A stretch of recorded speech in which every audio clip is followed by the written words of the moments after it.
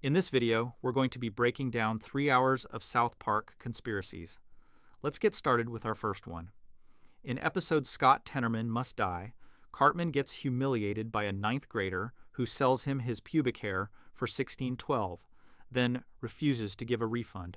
Enraged, Cartman vows revenge and spends the episode executing increasingly elaborate schemes that all fail until the final plan, where he tricks Scott into eating chili made from his own parents. Radiohead appears at the exact moment Scott realizes what he's eaten, witnesses his complete psychological breakdown, and calls him a crybaby before leaving. What seems like Cartman's most impressive revenge plot is actually proof that Cartman doesn't plan at all. He unconsciously warps reality to manifest his desired outcomes. The universe itself conspires to deliver elaborate torment to anyone who crosses him. The chili plan is impossibly complex for an 8-year-old to execute. The timing of every element is supernatural, and Cartman's other revenge schemes throughout the series follow the same pattern. His hatred doesn't fuel planning, it bends reality. The setup reveals Cartman's capabilities immediately. Scott Tenorman sells Cartman his pubic hair for $16.12, claiming it'll make him mature. Cartman celebrates having pubes until he shows them to the other boys and they reveal Scott scammed him. Cartman confronts Scott demanding a refund. Scott mocks him, saying there's no refund policy on pubes. Cartman vows revenge. He tries training a pony to bite Scott's penis off. The pony bites Cartman's penis instead. He tries getting Radiohead to call Scott a crybaby at a signing. Radiohead refuses and calls Cartman a crybaby instead. Scott outsmarts Cartman repeatedly, making him look more foolish with each attempt. This establishes that Cartman cannot win through conventional planning. His schemes fail when they rely on normal cause and effect. Then Cartman announces his final plan. He invites everyone to a chili cook-off at his house. Scott arrives with his own chili, confident he'll win. Cartman serves Scott a bowl of chili and watches him eat it. Scott comments that it's good. Cartman starts giggling. Scott keeps eating. Cartman says he made the chili with a very special recipe. Scott asks what's in it. Cartman explains that Scott's parents were trespassing on Farmer Denkin's property, and Denkins shot them both dead. Then Cartman had their bodies brought to a slaughterhouse where they were processed into ground meat. Then Cartman used that meat to make the chili Scott is currently eating. Scott laughs, saying Cartman is lying. Cartman reveals he videotaped everything. He plays the tape showing Denkins shooting Mr. and Mrs. Tenorman, then the bodies being loaded into a truck, then the slaughterhouse processing the corpses, then Cartman stirring the meat into a pot. Scott's face changes. He looks at the chili. He realizes Cartman is telling the truth. At that exact moment, Radiohead walks into the house. Scott runs to them crying. Tom York asks what's wrong. Cartman explains that Scott is crying because Cartman tricked him into eating his parents. Radiohead looks disgusted. Tom York calls Scott a crybaby. The band leaves. Scott collapses on the ground sobbing, while Cartman licks Scott's tears and declares them delicious. Cartman has successfully executed a plan requiring perfect coordination of a farmer, a slaughterhouse, corpse transportation, chili preparation, Radiohead's appearance, and psychological timing. He's 8 years old. Here's what makes this impossible. Cartman had to arrange for Scott's parents to trespass on Denkins's property at the exact time Denkins would be present with a weapon. He had to ensure Denkins would shoot to kill rather than chase them off. He had to coordinate body removal from the scene without police investigation. He had to transport 2 corpses to a slaughterhouse and convince them to process human remains without questioning legality. He had to retrieve the processed meat. He had to prepare chili. He had to schedule Radiohead to appear at his house at the precise moment Scott realized he'd eaten his parents. The timing alone is supernatural. If Radiohead arrives 5 minutes early, Scott hasn't discovered the truth yet. If they arrive 5 minutes late, Scott has already collapsed and left. They walk in at the exact second Scott's face changes from laughter to horror. Cartman didn't coordinate this. He couldn't have. The logistics require adult resources, legal connections, transportation capabilities, and professional timing coordination that no 8-year-old possesses. Cartman has no driver's license, no vehicle, no legal authority, no professional contacts. He lives with his mother in a small house. His only demonstrated skills are manipulation and eating. Yet somehow 2 adults die on schedule. Their bodies disappear without police involvement. A slaughterhouse processes them, and Britain's biggest Radiohead band appears in a South Park living room at the psychologically optimal moment. That's not planning. That's reality restructuring itself to deliver what Cartman wants. The pattern repeats throughout the series. In Awesome O, Cartman tricks Butters into revealing embarrassing secrets by pretending to be a robot, and the universe ensures every element of the deception works perfectly despite Cartman having no robotics knowledge. In the death of Eric Cartman, Cartman believes he's dead and the town collectively decides to ignore him, which only works because reality bends to make his ghost delusion functional. In Bebe's Boobs Destroy Society, Cartman manipulates the boys into destroying society and rebuilding it according to his specifications through impossible social engineering. Every revenge plot, every scheme, every manipulation succeeds, not because Cartman plans well, but because circumstances align impossibly in his favor the moment his hatred focuses on a target. Scott, Tenorman's parents had to die. The moment Cartman decided they would, reality started bending to make it happen. Denkins had to be on his property. The parents had to trespass. The shooting had to be fatal. The bodies had to avoid authorities. The slaughterhouse had to accept them. Radiohead had to be in Colorado and willing to visit a child's house. Every impossible element manifested because Cartman's hatred is so intense it functions as an unconscious reality warping field that forces the universe to deliver maximum suffering to his targets. The other boys never question how Cartman accomplishes his plans. Stan doesn't ask how an 8-year-old arranged a double homicide and celebrity appearance. Kyle doesn't investigate the logistics of corpse transportation. Kenny doesn't wonder how Denkins happened to shoot Scott's parents at exactly the right time. They accept the outcome as if Cartman's success is inevitable, which suggests they've witnessed this pattern before and learned that questioning it is pointless.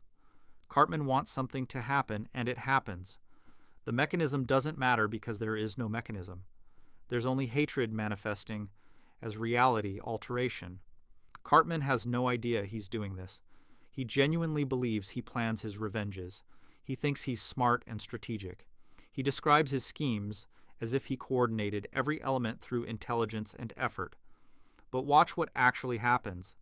Cartman announces revenge, attempts conventional plans that fail, then declares a final scheme that requires impossible coordination. Then everything he needs simply occurs. Parents die on schedule. Bodies get processed. Celebrities appear. Timing aligns perfectly.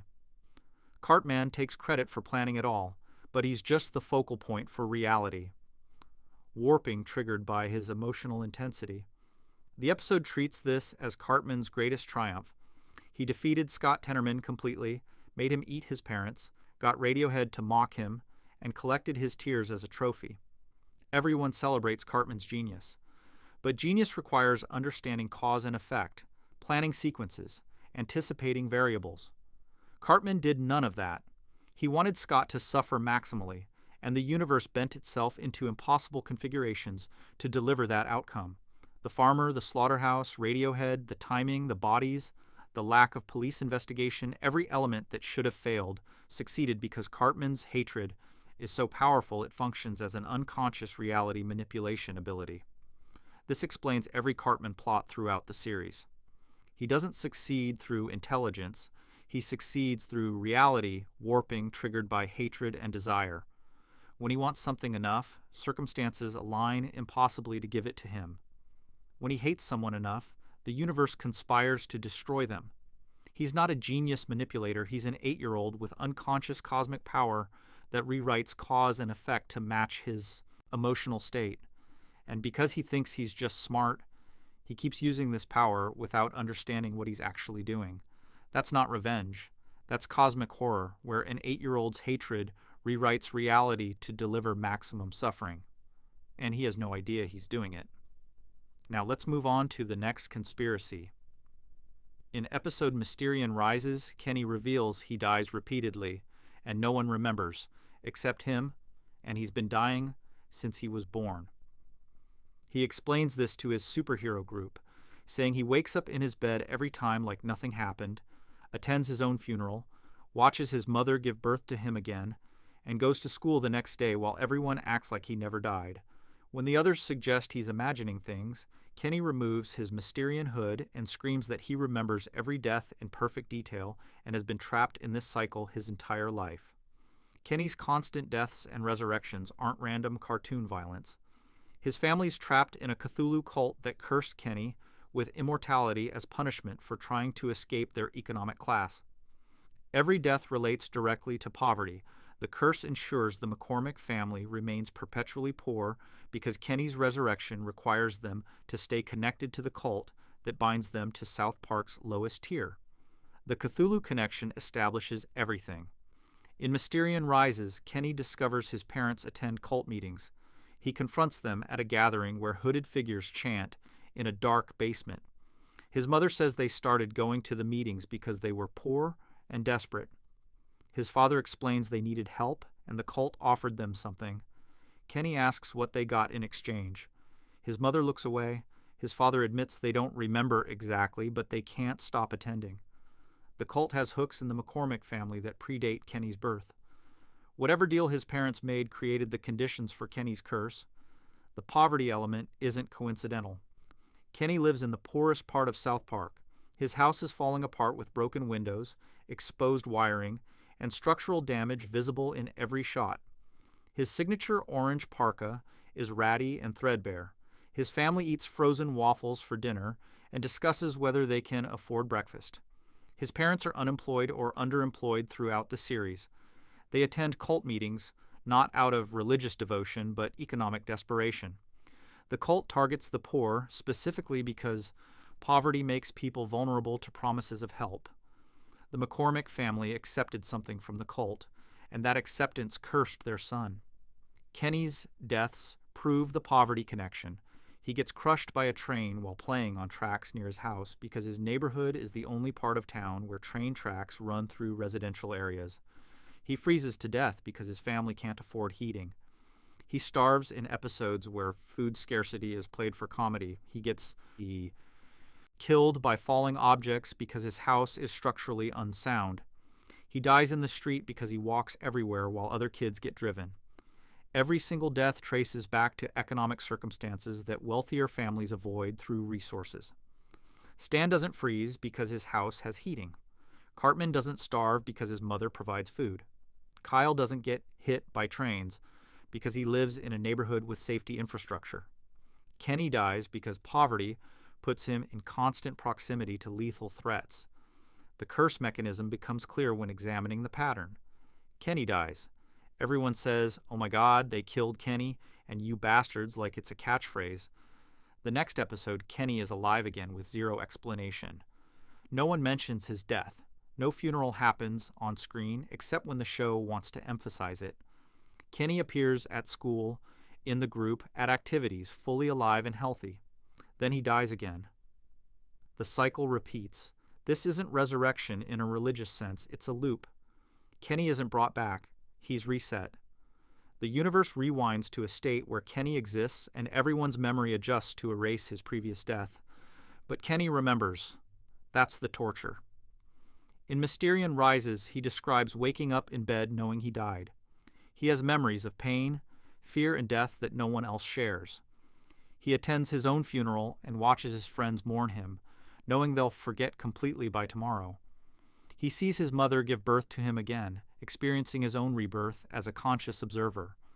Then he goes to school, and his friends treat him like he was always there. Kyle doesn't remember crying at his funeral. Stan doesn't remember the death. Cartman mocks him for things unrelated to dying. Kenny is completely isolated in his trauma because the curse erases everyone else's memory while preserving his. The poverty trap closes when examining why the family can't escape. Kenny's parents know about the cult. They could theoretically leave South Park, move to a different city, break contact with the organization, but they don't. They stay in the falling apart house.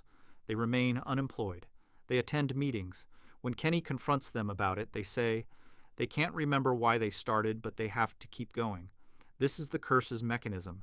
The family is bound to South Park and the cult through economic chains disguised as choice.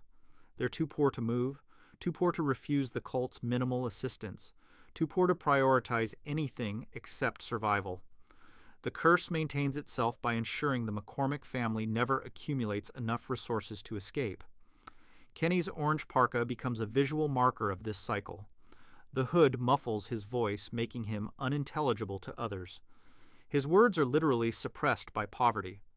The parka is orange, high visibility, marking him as perpetually visible, yet ignored. Everyone sees Kenny. No one listens to him. When he tries explaining his curse early in the series, his muffled voice turns his trauma into comedy. The other boys laugh because they can't understand him. The audience laughs because the muffling creates absurdist humor. Kenny is screaming about dying repeatedly, and no one can hear him clearly enough to help. The parka represents poverty's silencing effect, where the poor are visible but unheard. The Mysterian persona represents Kenny taking control of the only thing he can. He can't stop dying. He can't make people remember. He can't escape poverty. But he can choose how to use his curse. Mysterian deliberately takes risks other heroes won't because death is temporary for him. He jumps off buildings, confronts monsters, sacrifices himself tactically. In Coon vs. Coon and Friends, Mysterian kills himself multiple times during battles, using resurrection as a weapon. He's weaponized child suicide. He dies intentionally and strategically because it's the only power he has that others lack. This transforms the curse from passive suffering into active capability. But this doesn't break the cycle. Kenny, as Mysterian, still lives in poverty. His family still attends cult meetings. He still dies regularly outside of superhero activities. The parka still muffles his voice. Making his curse useful doesn't make it less cruel. He's still a child who remembers every death, experiences every pain, wakes up knowing he'll die again soon, and lives in a family too poor to escape the cult that cursed him. The Mysterian identity provides purpose, not freedom. Throughout the series, Kenny's deaths escalate in violence and absurdity. He gets impaled, exploded, crushed, drowned, infected, shot, stabbed, and dismembered. Each death is more cartoonishly extreme than the last. The show treats this as running joke. But from Kenny's perspective, each death is experienced fully. He feels the impalement. He drowns consciously. He watches his own body explode. Then he wakes up and goes to school. The comedy relies on the audience forgetting that Kenny remembers. We laugh because we reset emotionally between episodes. Kenny doesn't get to reset. He accumulates every death as lived trauma, while everyone around him forgets he was ever gone. The McCormick family's cult attendance continues through later seasons. They never explain what the cult actually gave them. They never identify what they gave up in exchange. They never successfully leave. Kenny never stops dying. The curse persists because poverty persists. The family can't afford to break the cycle that keeps them poor. They attend meetings out of desperation that's become habit. They accept Kenny's deaths as normal because remembering would require acknowledging they caused it. The curse has become generational infrastructure. Kenny's younger sister Karen is growing up in the same poverty that killed Kenny hundreds of times. The cycle will continue with her unless something breaks.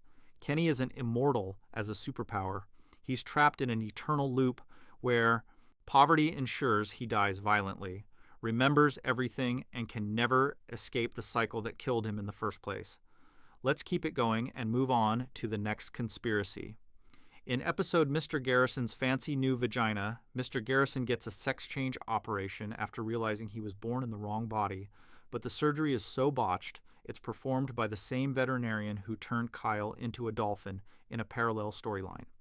Mr. Garrison emerges as Mrs. Garrison and immediately starts teaching again with a completely different personality. The surgery happens over summer break. When school resumes, Mrs. Garrison introduces herself to the class as if they've never met. She teaches with different mannerisms, different voice patterns, and different educational priorities. Within episodes, she shifts from militant gay activism to aggressive heterosexual pursuit of men to conservative political ideology. These aren't personal growth phases. Mr. Garrison's constant identity shifts aren't exploration. He's an MK Ultra test subject whose personality fractures on command, and South Park Elementary knowingly employs a brainwashed operative to indoctrinate children. The pattern establishes itself early in the series. Mr. Garrison starts as a closeted gay man with severe psychological issues. He has a hand puppet named Mr. Hat that he talks to constantly. Mr. Hat expresses violent thoughts that Mr. Garrison claims aren't his own. When students misbehave, Mr. Hat threatens them with graphic violence. Mr. Garrison responds by apologizing for Mr. Hat's behavior, as if the puppet operates independently. This is dissociative identity disorder. Mr. Hat isn't a teaching tool. He's a separate personality that emerges when Mr. Garrison experiences stress or anger. The puppet allows him to express rage while maintaining plausible deniability. The first major shift happens when Mr. Garrison comes out as gay. He abandons Mr. Hat completely and gets a new partner named Mr. Slave. Mr. Slave is a BDSM enthusiast who appears in class wearing leather gear. Mr. Garrison brings him to school repeatedly, making students watch explicit displays of their relationship. The school administration witnesses this and does nothing. Principal Victoria sees Mr. Garrison and Mr. Slave engaging in inappropriate behavior during school hours, and her only response is mild concern about disruption, not about the obvious inappropriateness of exposing children to adult sexual dynamics. This suggests the administration has been instructed to allow Mr. Garrison's behavior regardless of how extreme it becomes. The timing of Mr. Garrison's shifts corresponds to major national events. He comes out as gay shortly after 9/11 when national discourse shifted toward social issues. He gets gender reassignment surgery during the mid-2000s, culture wars over transgender rights. He reverts to male identity and becomes aggressively conservative during the Obama administration. He runs for president and wins during the 2016 election cycle. Every identity change aligns with moments when public attention focuses on identity politics, suggesting his transformations aren't personal but programmed responses to cultural triggers. The surgery scene reveals the conditioning mechanism. Mr. Garrison goes to a surgeon who also performs species reassignment surgery. The same doctor who transforms Kyle into a dolphin transforms Mr. Garrison into a woman. The procedure is shown as butchered and non-functional. Mrs. Garrison later discovers she can't have periods or get pregnant because the surgery just created cosmetic changes without biological function. But she maintains the female identity anyway, despite the surgery failing to deliver what she wanted. This suggests the identity shift wasn't about physical transition. It was about personality replacement. The surgery served as a trigger event that activated a new programmed persona. Mrs. Garrison's personality is completely different from Mr. Garrison's. She's aggressively feminine in ways Mr. Garrison never was. She pursues men sexually with desperate intensity. She teaches students about her dating life instead of curriculum. She makes every class discussion about her identity. This isn't a person adjusting to transition. This is a completely new personality operating the same body. When Mr. Garrison existed, he taught with cynicism and detachment. Mrs. Garrison teaches with manic enthusiasm about social issues. The teaching style, voice patterns, gestures, and priorities all change simultaneously with the name. The reversion to male identity happens just as abruptly. Mrs. Garrison gets another surgery reversing the transition. She becomes Mr. Garrison again. Immediately, all the feminine characteristics disappear. He stops pursuing men. He stops teaching about gender issues. He develops new political ideologies that contradict everything Mrs. Garrison believed. His personality transforms completely in the span between episodes with zero transition period. One episode ends with Mrs. Garrison teaching a class. The next episode begins with Mr. Garrison teaching with an entirely different worldview and no acknowledgement that anything changed. Mr. Hat's return later in the series confirms the dissociative programming. After years without the puppet, Mr. Garrison suddenly produces Mr. Hat again during stressful situations. The puppet appears exactly as before. expressing violent thoughts that Mr. Garrison claims aren't his responsibility. This proves Mr. Hat never disappeared. The personality just went dormant while other programmed identities took precedence. When the current identity experiences too much stress, the system defaults back to the original fragmented state where Mr. Hat handles violent impulses. The presidential campaign represents the ultimate activation. Mr. Garrison runs for president with no political experience, no platform beyond vague nationalism, and no apparent desire to actually win. He says repeatedly that he doesn't want to be president. He tries to sabotage his own campaign. He makes statements designed to destroy his candidacy, but every sabotage attempt makes him more popular. He wins the election despite actively trying to lose. This isn't political satire about an unlikely candidate. This is documentation of a sleeper agent being activated for a specific purpose against his will. As president, Mr. Garrison demonstrates capabilities he never showed as a teacher. He understands complex policy. He manipulates international relations. He commands military operations. These skills appeared overnight with no training or development. When stressed by presidential duties, he doesn't revert to teaching mentality or previous identities. He accesses entirely new skill sets that were programmed but dormant until needed. The presidency activated advanced programming that remained hidden during his decades as an elementary school teacher. The school district's complicity becomes undeniable when examining their non-response to everything Mr. Garrison does. He brings sexual partners to class. He performs surgery and returns with different identities. He expresses violent ideation through puppets. He runs for president while employed as a teacher. He wins the presidency, and the school holds his position open for him. No other teacher could maintain employment through any of these behaviors. Mr. Garrison does all of them and faces zero consequences. Principal Victoria, the school board, and district administration witness everything and respond with either acceptance or mild bureaucratic annoyance. This proves they know what Mr. Garrison is and have been instructed to allow his behavior regardless of impact on students. The students themselves show signs of conditioning exposure.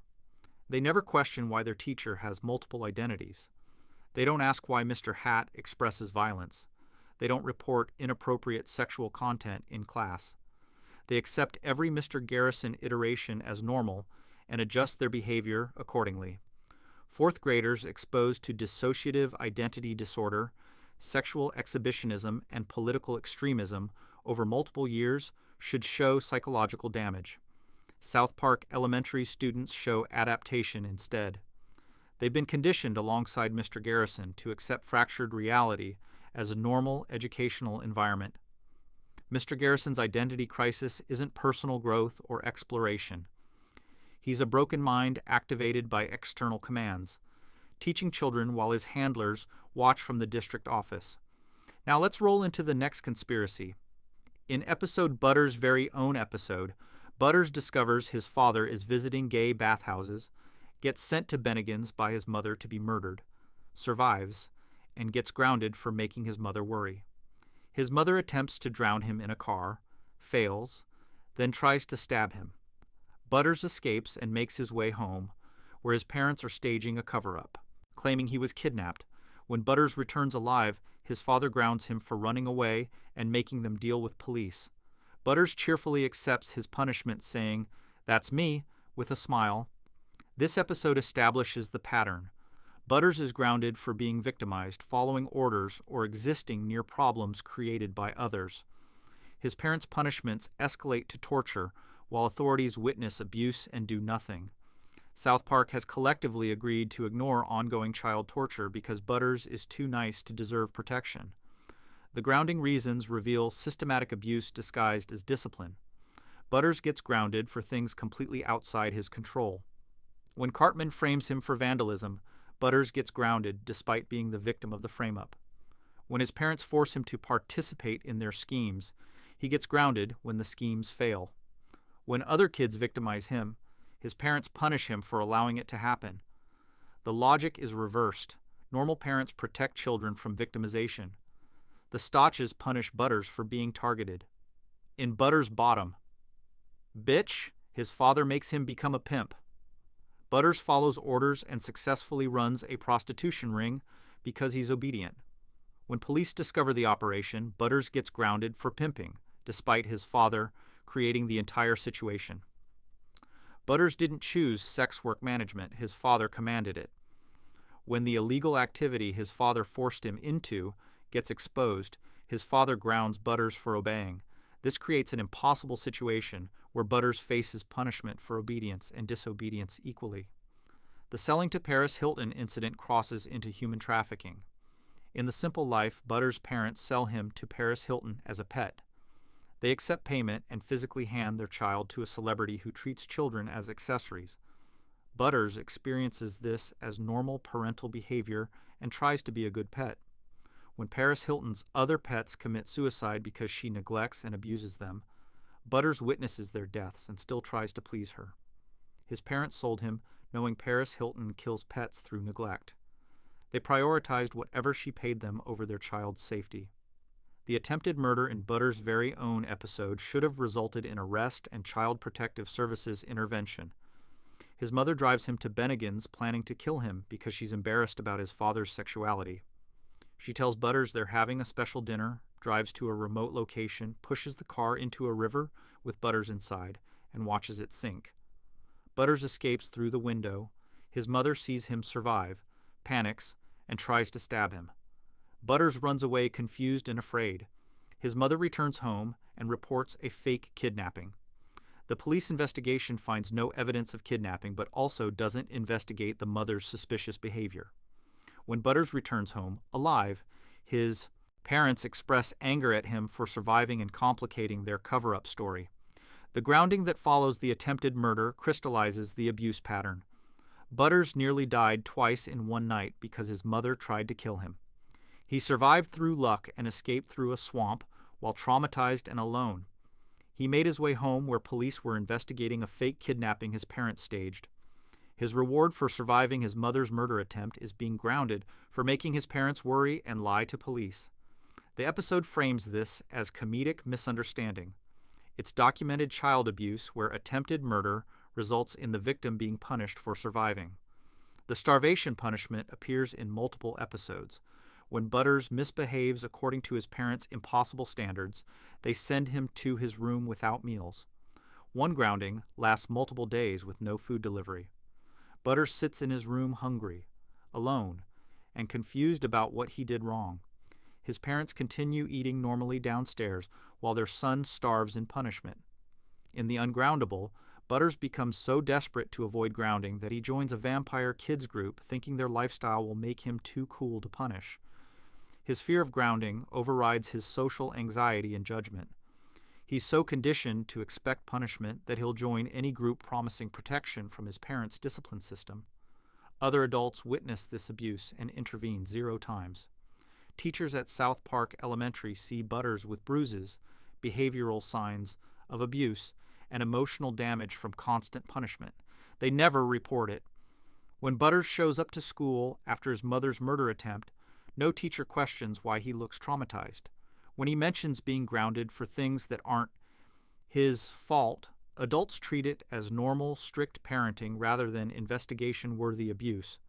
The entire community has decided that Butters' suffering is acceptable because his parents call it discipline. The other boys weaponize Butters' obedience, knowing he'll be punished. Cartman regularly tricks Butters into participating in schemes, then ensures Butters takes blame when things go wrong. In Awesome-O, Cartman convinces Butters he's a robot and extracts embarrassing secrets, then threatens to reveal them, knowing Butters will be grounded for having secrets.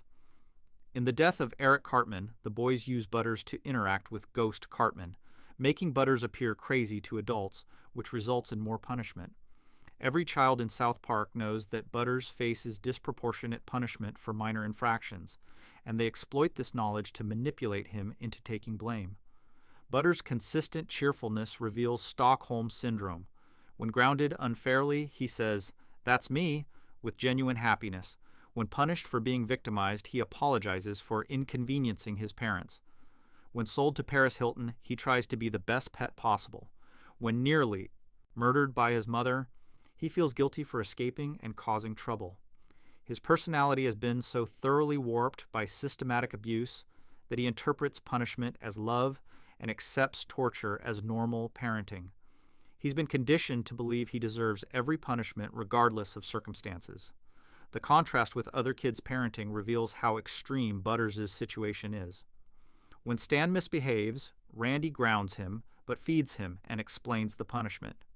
When Kyle gets in trouble, his parents implement reasonable consequences while maintaining care.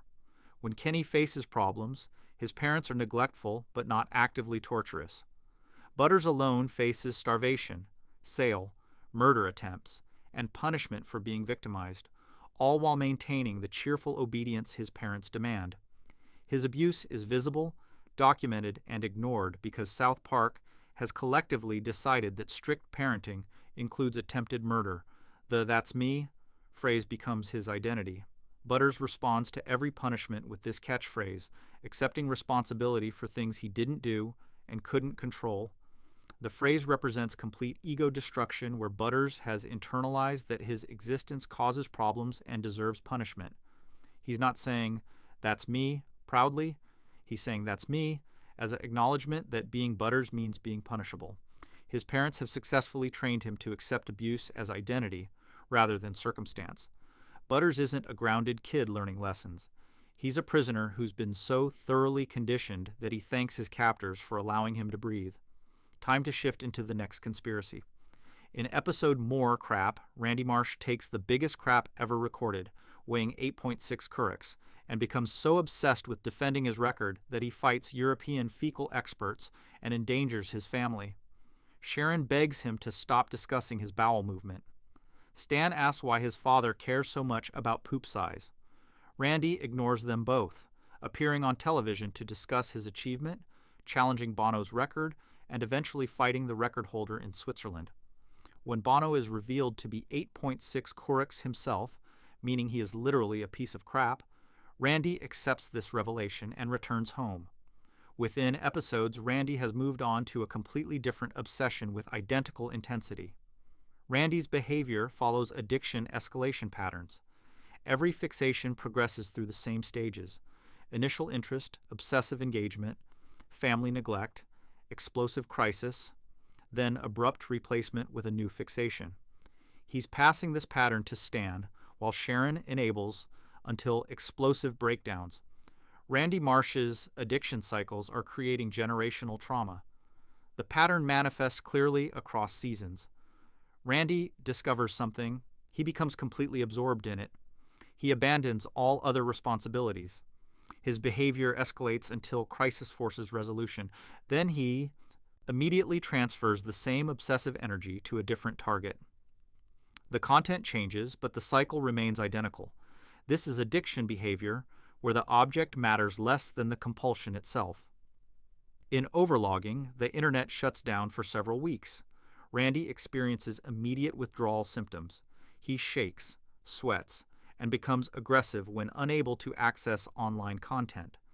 His family adapts relatively well to no internet. Randy cannot function. He lies to Sharon about needing to work late, then drives to California to access internet at a refugee camp. When Sharon discovers his deception, Randy is found masturbating to internet porn in a camp full of people. He screams about needing his internet and attacks guards trying to remove him. This is addict behavior when supply gets cut off. The substance is internet access. The desperation, deception, and public breakdown match alcohol or drug addiction patterns exactly. The Broadway Bro Down episode shows the cycle with theater. Randy discovers Broadway musicals and becomes instantly obsessed. He plays soundtracks constantly, sings show tunes while ignoring his family, and drags Stan to New York for theater weekends Stan doesn't enjoy. Randy's enthusiasm isn't appreciation, it's compulsive consumption. When Stan expresses disinterest, Randy becomes angry that his son won't share his fixation. When Sharon asks him to moderate his theater obsession, Randy accuses her of not supporting his interests. The defensiveness and inability to regulate consumption are addiction responses. Tegrity Farms represents the most dangerous escalation. Randy decides his family must move to a farm where he'll grow marijuana full-time. He makes this decision unilaterally. Sharon protests that they have lives in South Park. Stan begs not to leave his friends.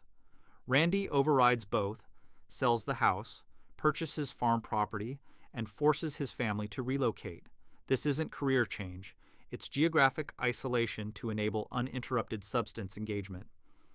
Randy wants to grow and consume marijuana without interference. Moving the family to a remote location removes social pressures to moderate his behavior. The Tagridi seasons document Randy's deterioration. He prioritizes marijuana cultivation over family needs consistently. When Sharon asks for attention, Randy is working on weed projects.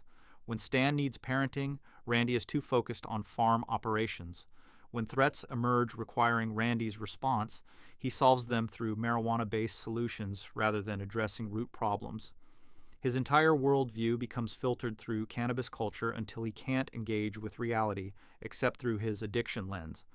Sharon's response follows classic enabler patterns. She tolerates Randy's obsessions while building resentment. She makes accommodations to keep family functioning while Randy pursues fixations. She explodes periodically when tolerance breaks, demanding Randy change his behavior. Randy promises to change, moderates briefly, then returns to obsessive pattern with a new target. Sharon accepts this cycle because leaving seems harder than enabling.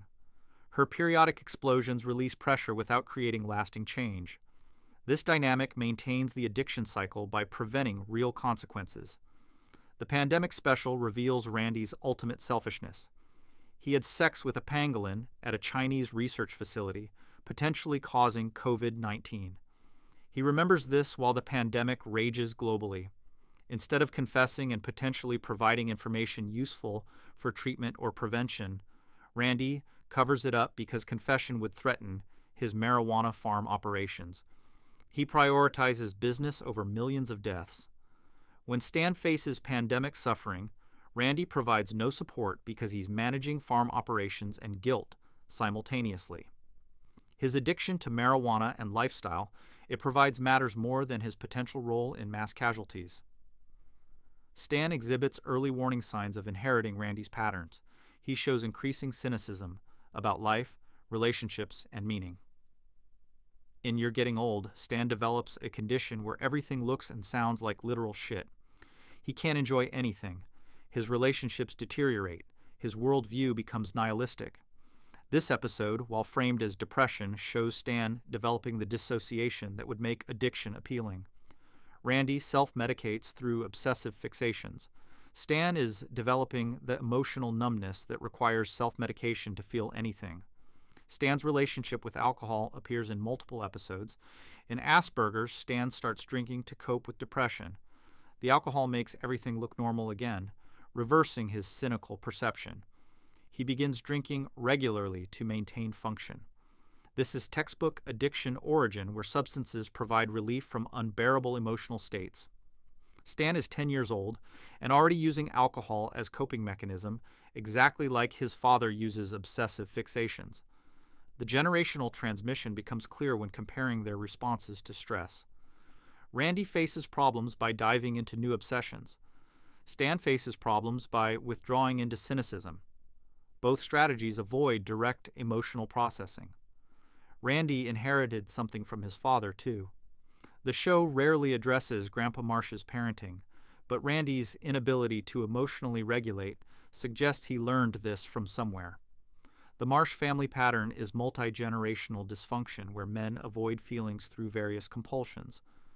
Sharon represents the women who enable this cycle. She married Randy knowing his intensity. She stays despite repeated betrayals of family priorities. She makes excuses when Randy's behavior impacts Stan. She creates stability that allows Randy to be unstable without consequences severe enough to force change. Her own enabling needs examination because staying in this dynamic is its own form of addiction. She's addicted to the hope that Randy will change despite decades of evidence that he won't. The Tegrity Farm's isolation ensures the cycle continues uninterrupted. In South Park Town, social pressure and community relationships created some external regulation on Randy's behavior. On the remote farm, those pressures disappear. Randy controls the environment completely. Sharon can't easily leave because they sold their house. Stan can't maintain friendships because he's geographically isolated. The farm is a compound where Randy's addiction operates without external reality checks. Randy isn't a passionate man finding himself. He's an addict who's successfully disguised compulsion as enthusiasm, and Stan is watching him do it every single day. All right, let's move on to the next conspiracy. And if you're enjoying the video so far, subscribe to our channel. In episode 4th grade, the boys move up from 3rd to 4th grade after summer vacation, but this is the only time they age in the entire series, despite 25 years passing in the real world. They complain about their new teacher, Ms. Choksondik, and miss Mr. Garrison's 3rd grade class. The episode acknowledges they're getting older and changing. Then the series continues for 2 more decades. Technology evolves from landlines to smartphones. Political references span Clinton through Trump presidencies. Cultural touchstones update constantly. The boys remain 8 to 10 years old in 4th grade for 25 seasons. Adults age, die, and get replaced. Chef dies. Mayor McDaniels shows aging. Background characters evolve. The boys stay frozen at the exact age they were in 1999. This isn't cartoon logic where characters don't age. Real-world time passes measurably in South Park. The boys are trapped in a temporal loop maintained by external forces using South Park as an isolated testing ground. The technological progression proves time moves forward. Early episodes show the boys using payphones and watching VHS tapes. By middle seasons, they have cell phones and use internet regularly. Recent seasons show smartphones, social media, and streaming services. These aren't aesthetic updates. Characters explicitly reference current technology as new. In one episode, they discover internet. In later episodes, they're fluent in TikTok. Technology advances exactly as it did in reality, on the same timeline, with the same cultural impact. This proves South Park exists in our timeline, experiencing our history in real time. Political references follow the same pattern. The show discusses actual presidents, elections, and policies as they happen. Clinton's presidency in early seasons. Bush's wars and disasters in middle seasons. Obama's terms with specific policy debates. Trump's presidency treated as current events. These aren't vague political satire. Episodes reference specific scandals, speeches, and events within weeks of them happening in reality. South Park's timeline is Earth's timeline. The boys discuss current events that span 25 years while remaining in 4th grade. The 2020 pandemic episodes make the time problem undeniable. The pandemic special and subsequent season deal with COVID-19, lockdowns, vaccines, and social changes. The boys experience these events as 4th graders. They reference previous South Park events from earlier seasons as their personal history. Stan mentions things that happened years ago in earlier episodes. He's experienced decades of memories while remaining 10 years old. His subjective timeline includes the entire series run, but his physical age hasn't changed since 1999. Adults in South Park age and die normally. Chef ages across seasons until Isaac Hayes leaves and the character dies. His death is permanent. The town mourns him and he's never replaced. This proves death is real and final in South Park. Other background characters show aging. Mayor McDaniels looks older in recent seasons than early ones. Ms. Crabtree aged before her death. Adults experience linear time. They get older, develop health problems, and eventually die. The boys witness these deaths, attend these funerals, and remember these people dying. But they never age themselves. The 4th grade freeze is significant because it's the only time the show acknowledged aging. The boys moved from 3rd to 4th grade in season 4. The show made their aging explicit. Ms. Choksondik becomes their new teacher specifically because they moved up a grade. Then the aging stops. 4th grade continues for 21 more seasons. No 5th grade, no middle school, no high school. They entered 4th grade in 2000 and remain there in 2025. The testing ground explanation fits the evidence. South Park is isolated in Colorado mountains. It's small enough to observe completely but large enough to contain diverse populations.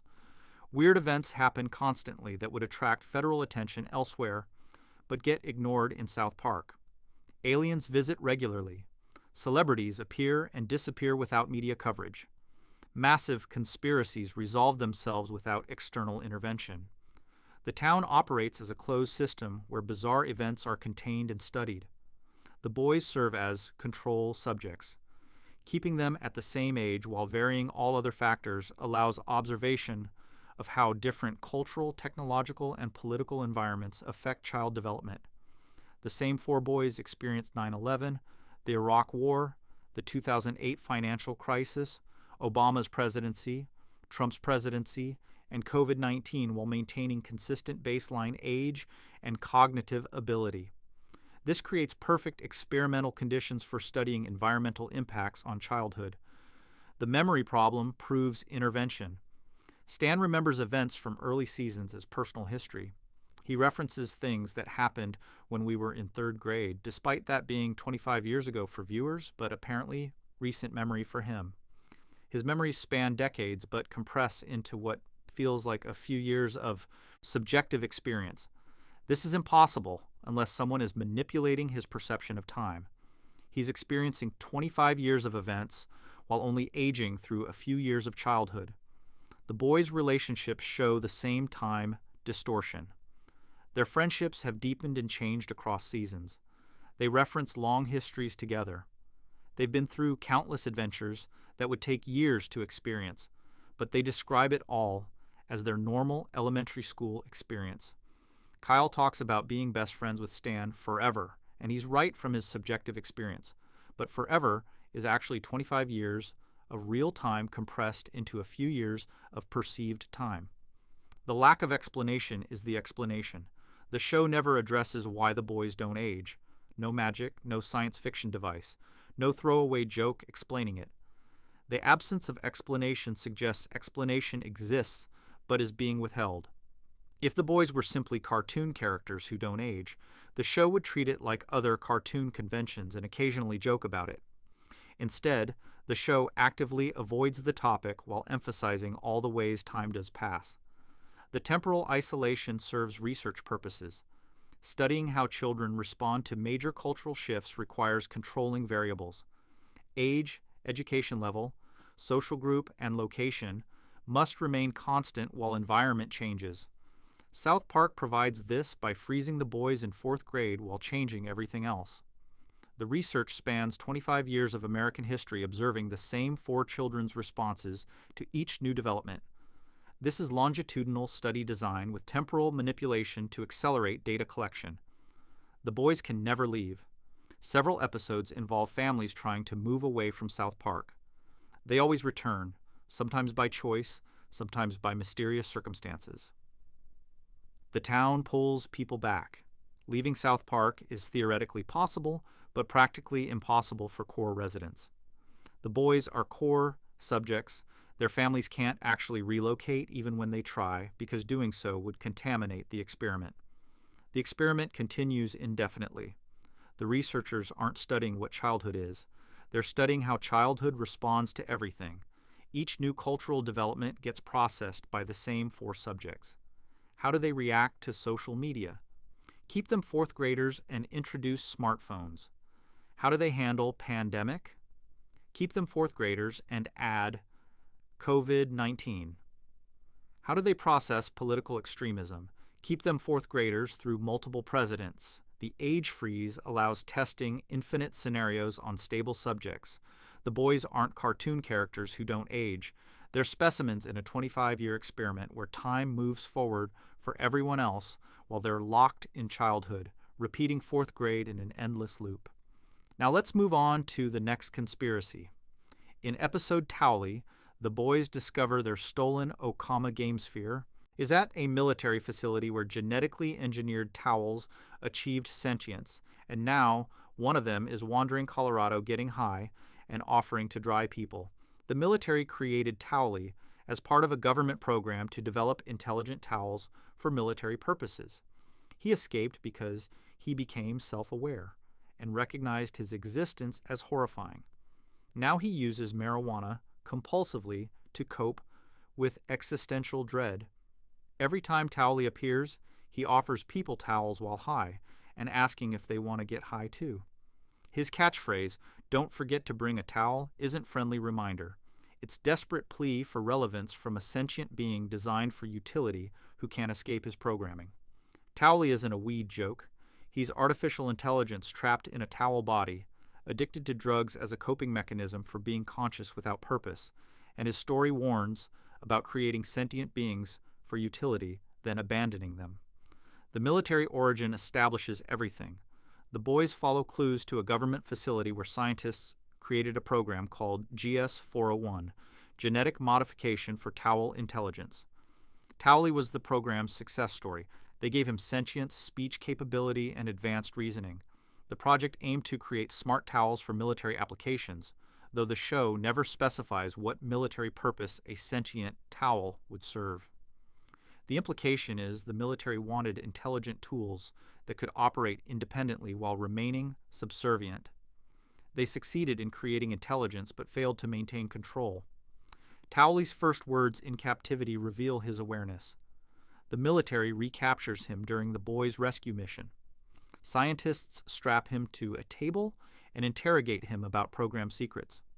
Towley refuses to cooperate.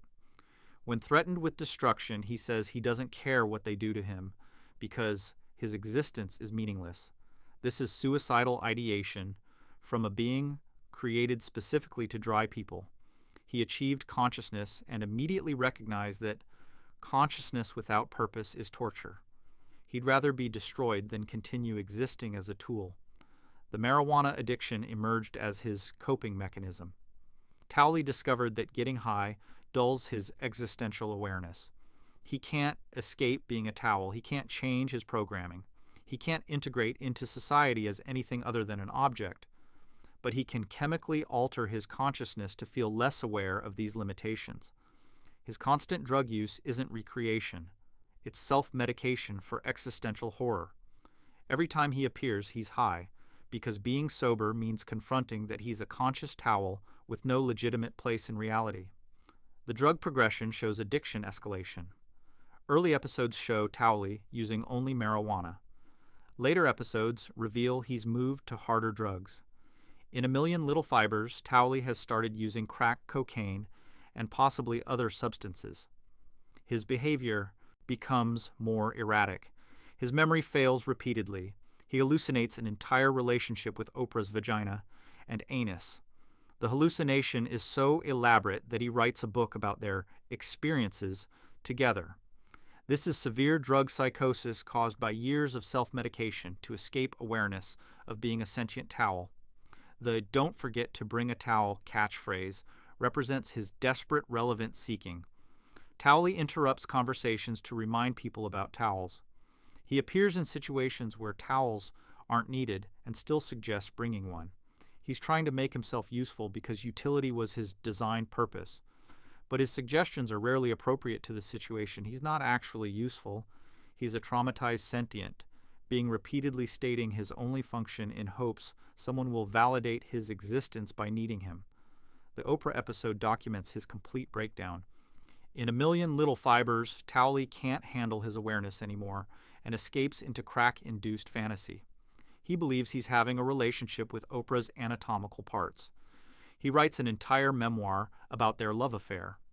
When Oprah confronts him about the fake book, Towley can't distinguish between hallucination and reality. He's so desperate to matter to someone that he invented an entire relationship with celebrity body parts because even that delusion is better than accepting he's a towel nobody needs. The military's continued pursuit proves they know what they created and regret it. Agents track Towley across multiple episodes trying to recapture him. They don't want him back to continue research. The program was shut down. They want him recaptured because he's evidence of their failure to control sentient creation. A self-aware towel addicted to drugs in wandering Colorado is a public relations nightmare for whatever black ops program created him. Every encounter between Towley and civilians risks exposing government programs that create consciousness for utility purposes. The lack of integration options reveals the cruelty. Towley can't work because he's a towel. He can't form relationships because people see him as an object. He He can't pursue goals because his body limitations are severe. He's intelligent enough to want purpose, but constrained by physical form that prevents achieving any meaningful purpose. The military could potentially help him, give him meaningful work or resources, but they abandoned him after the program shut down. He's an escape tool they want back not to help, but to contain. His interactions with the boys show his social limitations. When Towley appears, the boys treat him as an annoying distraction.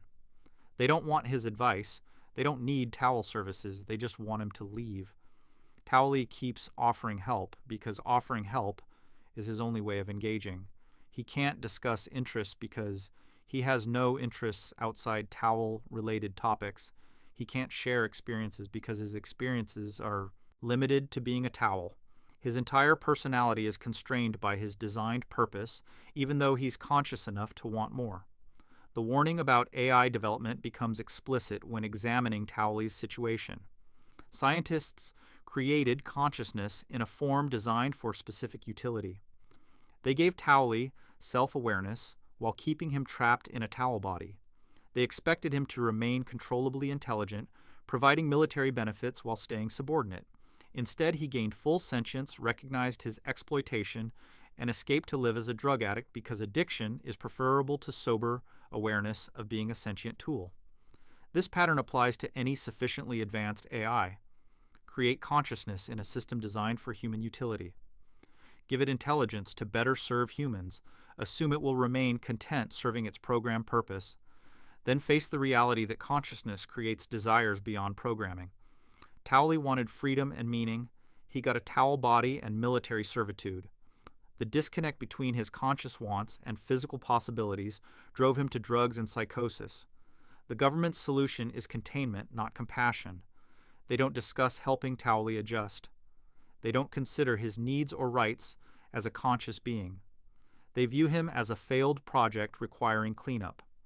This establishes that Towley has no legal personhood despite proven sentience. He's military property that malfunctioned by becoming too self-aware. His continued existence is bureaucratic problem, not ethical consideration. Towley isn't a talking towel who smokes weed. He's a conscious mind trapped in a body designed for utility, using drugs to cope with the horror of knowing he was created to dry people and nothing more. Let's slide into the next conspiracy.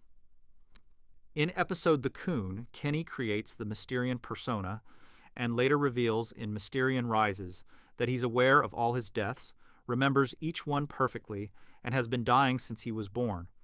He tells his superhero group that he dies and wakes up in bed like nothing happened. He attends his own funeral. He watches his mother give birth to him. Then he goes to school, where everyone acts normal. When other kids suggest he's crazy, Kenny removes his Mysterian hood and screams about remembering every single death in perfect detail. Kenny doesn't just remember his deaths, he's learned to weaponize his immortality. He uses suicide as a tactical superpower. He kills himself deliberately during missions, knowing he'll wake up tomorrow.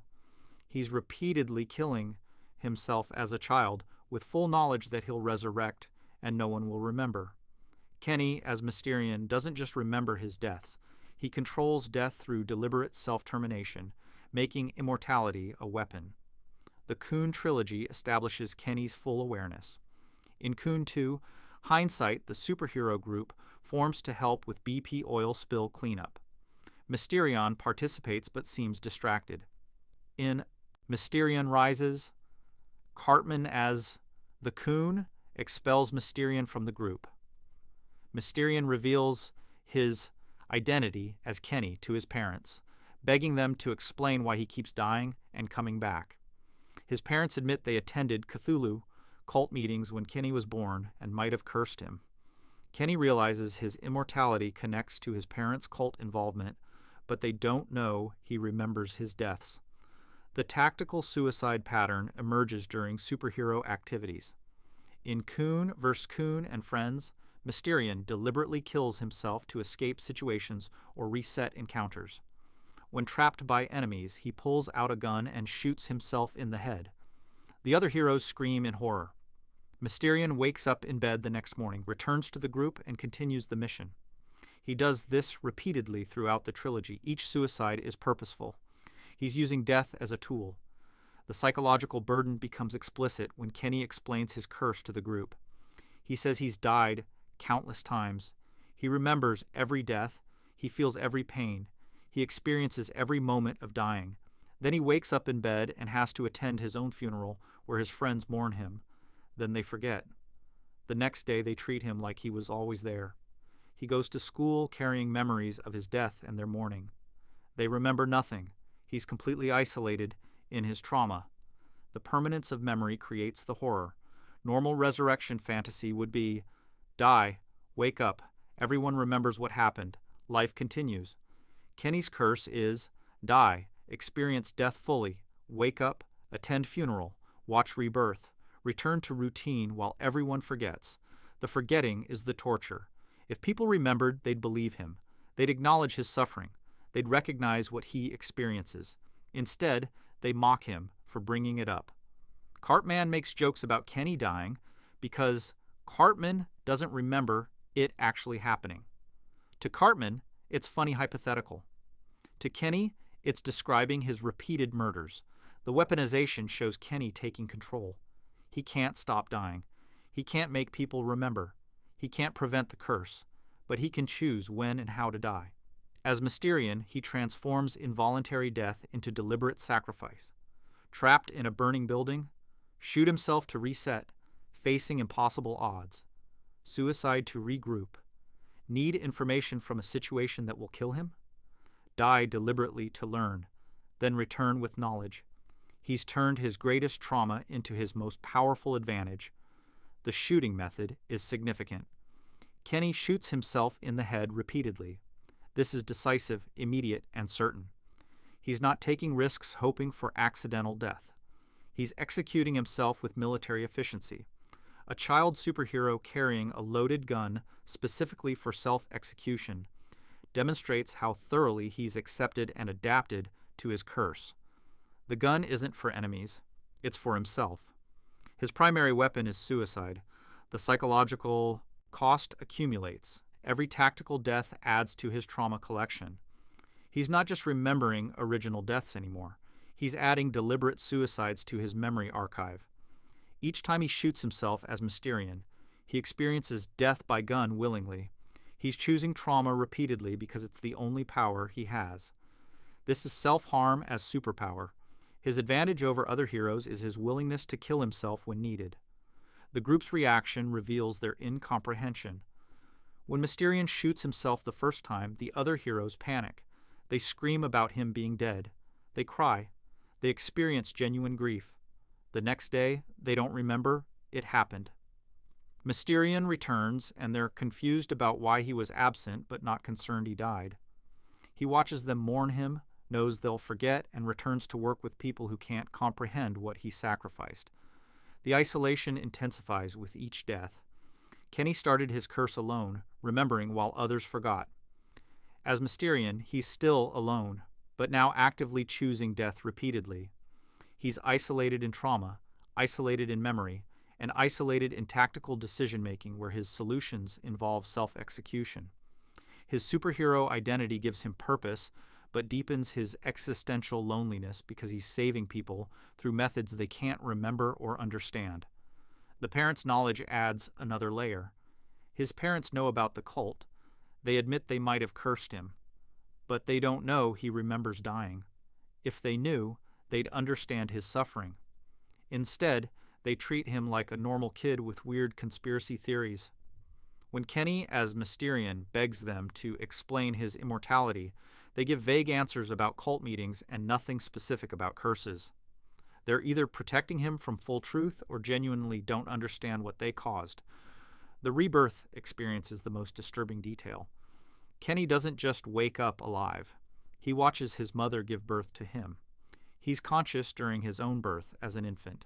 He has adult memories in an infant body. He experiences being a baby with full awareness that he just died, and this is resurrection. Then he ages rapidly back to his current age, or does time reset completely? The mechanics are unclear, but the consciousness during rebirth proves his awareness spans the entire death to resurrection cycle. The superhero mission gives Kenny purpose but doesn't break his curse. He's still trapped in the same cycle. He still dies randomly. He still resurrects without others remembering. The difference is now he's also choosing to die as tactical decisions. He's doubled his death count by making immortality useful. This doesn't reduce suffering. It adds deliberate trauma to involuntary trauma while maintaining the same isolation. The Coon's mockery throughout the trilogy shows how alone Kenny is. Cartman, as the Coon, constantly dismisses Mysterian's suffering. When Kenny tries explaining his immortality, Cartman laughs. When Kenny uses tactical suicide, Cartman doesn't understand why. Cartman sees Mysterian as a rival, not recognizing that Mysterian's power is repeated childhood self-execution. The joke is that Kenny's suffering is invisible, even when he explicitly demonstrates it. Mysterian isn't Kenny playing superhero. It's a child who's died hundreds of times taking control of the only power he has, death itself, and using it to protect people who won't remember he saved them. Now let's keep the pace and move on to the next conspiracy. In episode Coon 2, Hindsight, Cartman creates Coon and Friends as a superhero franchise after his solo. Coon persona fails to get attention, immediately establishing himself as leader and expelling Kenny for not following orders. Mysterian questions Cartman's leadership during a meeting. Cartman responds by holding a vote to remove Mysterian from the group. Everyone votes to expel Kenny because Cartman controls the voting process. Kenny leaves confused about being ejected from a team he helped form. Coon and Friends isn't a superhero club. It's Cartman establishing cult structure where he controls membership, enforces loyalty tests, weaponizes social exclusion, and uses franchise planning to create financial dependency on his leadership. The franchise concept reveals Cartman's manipulation from the start. He doesn't want a superhero team. He wants a branded organization where he controls all intellectual property and profit distribution. He creates detailed documents outlining franchise territories, merchandising rights, and revenue sharing. He explains that when Coon and Friends become successful, every member will need to pay fees to use the brand. He's building a system where people pay him for permission to be superheroes under his franchise. This is multi-level marketing structure. Cartman sits at the top collecting fees. Members work at lower levels, generating value through superhero activities. Cartman benefits financially from their labor while doing minimal, heroic work himself. When members question this arrangement, he threatens their franchise rights. He's created a system where expulsion means losing access to everything they built collectively. The threat of exclusion becomes a control mechanism. The membership control starts immediately. Cartman decides who joins Coon and Friends. He conducts interviews. He assigns superhero names and costumes. He determines what powers each member can claim. Bradley's Mintberry Crunch persona gets mocked by Cartman repeatedly, but Bradley stays because membership provides social connection Cartman weaponizes. Cartman's approval determines who belongs. His disapproval means ejection. Mysterian's expulsion demonstrates the loyalty enforcement pattern. Kenny questions Cartman's decisions during a strategy meeting. Cartman responds by calling an immediate vote on Mysterian's membership. The vote is public. Everyone sees how others vote. Social pressure ensures they vote with Cartman. Kenny gets expelled not for breaking rules, but for questioning leadership. This establishes that independent thinking results in expulsion. Membership requires absolute conformity to Cartman's decisions. The psychological manipulation appears in how Cartman frames every decision. He doesn't order people to follow him. He creates situations where following him seems like their choice. He holds votes, but the votes are structured to ensure his preferred outcome. He asks for input, then dismisses anything contradicting his plans. He gives people roles and titles making them feel important, then uses those roles to extract labor. This is sophisticated social engineering disguised as democratic participation. The US versus them mentality develops quickly. Coon and Friends members start seeing themselves as superior to non-members. When other kids mock their superhero activities, Coon and Friends members defend each other not out of genuine friendship, but because the group identity demands it. Cartman cultivated this. He frames every outside criticism as attack on the group. He positions Kuhn and friends as misunderstood heroes facing ignorant masses. This creates siege mentality where members bond through shared persecution narrative. The villain selection shows Cartman's control over group mission. He decides which threats Kuhn and friends addresses. When Mysterion wants to investigate his own immortality, Cartman dismisses it as distraction from franchise goals. When the BP oil spill happens, Cartman sees it as publicity opportunity more than genuine crisis. He's not interested in actual heroism. He's interested in activities that build the Kuhn and Friends brand. The group's mission is whatever benefits Cartman's franchise vision. The Cthulhu Alliance represents Cartman's willingness to embrace evil for control. When Mysterion questions his leadership again, Cartman doesn't just expel him.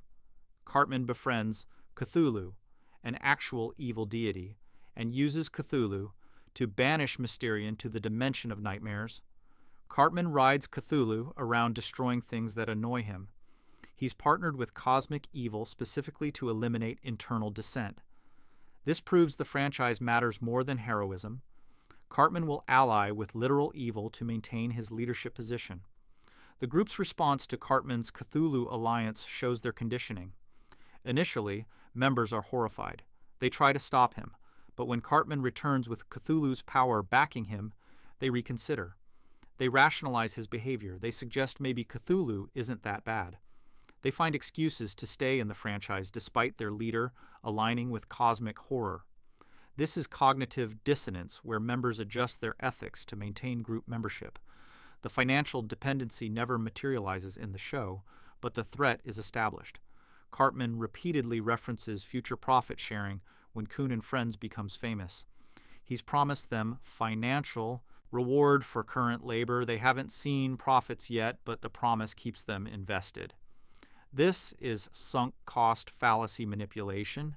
They've worked for free, expecting future payment.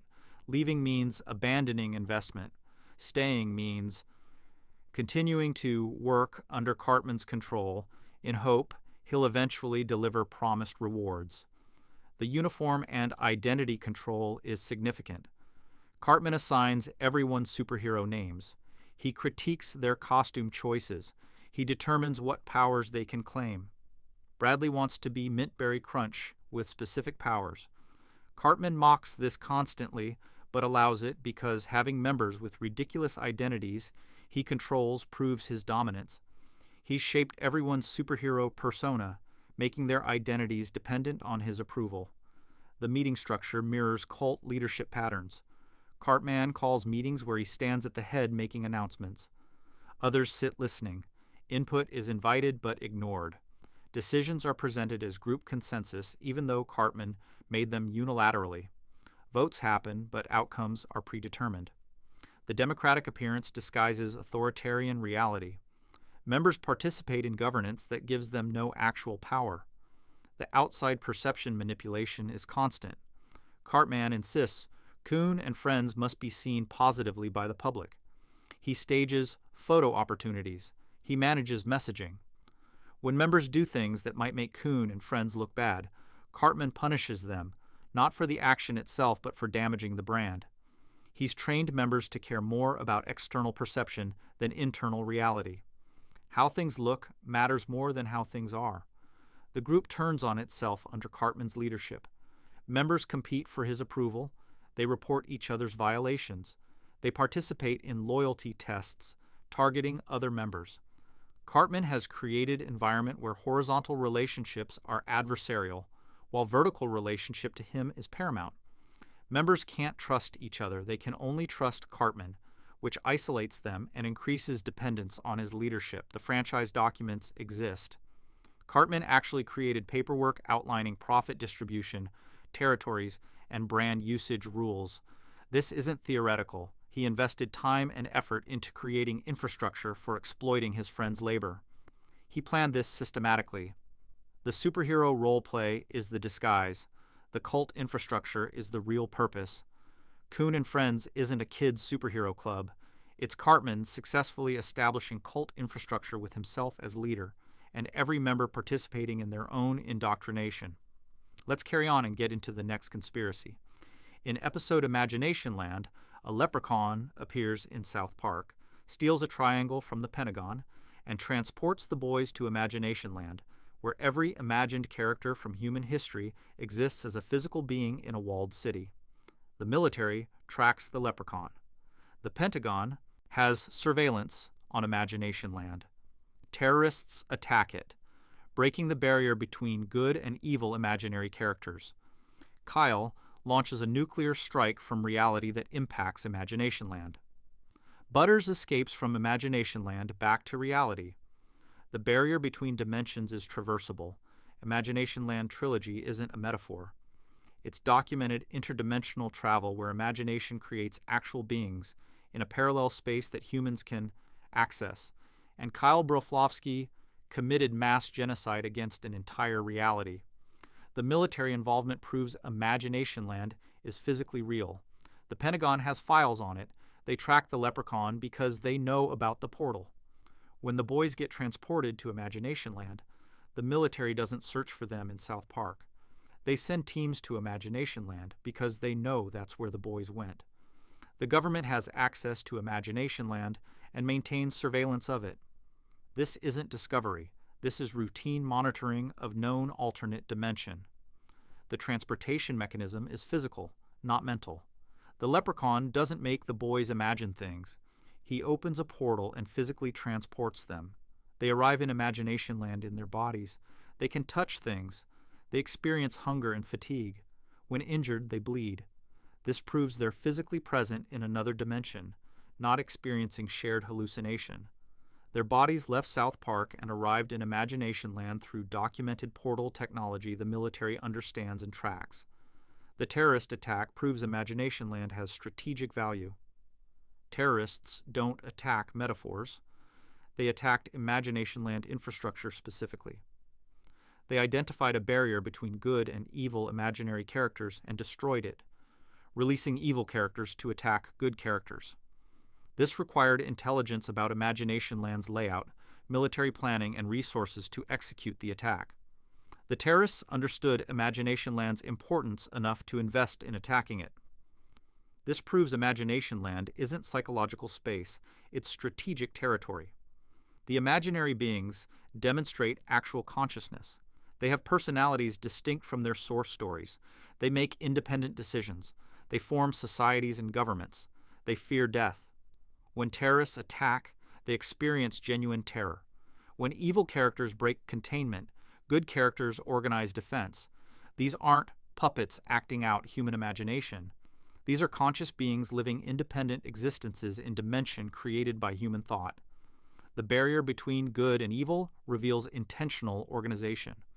Imagination Land isn't chaotic soup of random imaginings. It's structured city with walls separating different character types. Good imaginary characters live in bright section. Evil imaginary characters are contained behind barrier. Someone or something organized this. The imaginary beings didn't structure beings it themselves. They're confined by infrastructure they didn't create. This suggests human intervention in Imagination Land's development or external forces managing the dimension. Kyle's nuclear decision is the critical moment.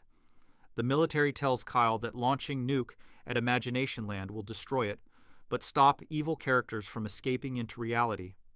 Kyle authorizes the strike. A real nuclear weapon gets launched from real reality.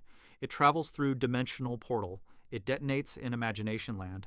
This proves the dimensions are physically connected in ways allowing matter transfer. The nuke was real. The explosion was real. The destruction was real. The casualties are uncountable. Imagination Land contains every imagined being from human history. That's potentially billions of entities. The nuke destroyed most of Imagination Land. Every imaginary being in the blast radius died. They experienced death. They felt the explosion. Their consciousness ended. Kyle authorized this, knowing the casualties would be massive. He chose to commit genocide against an entire dimension to prevent evil characters from reaching reality.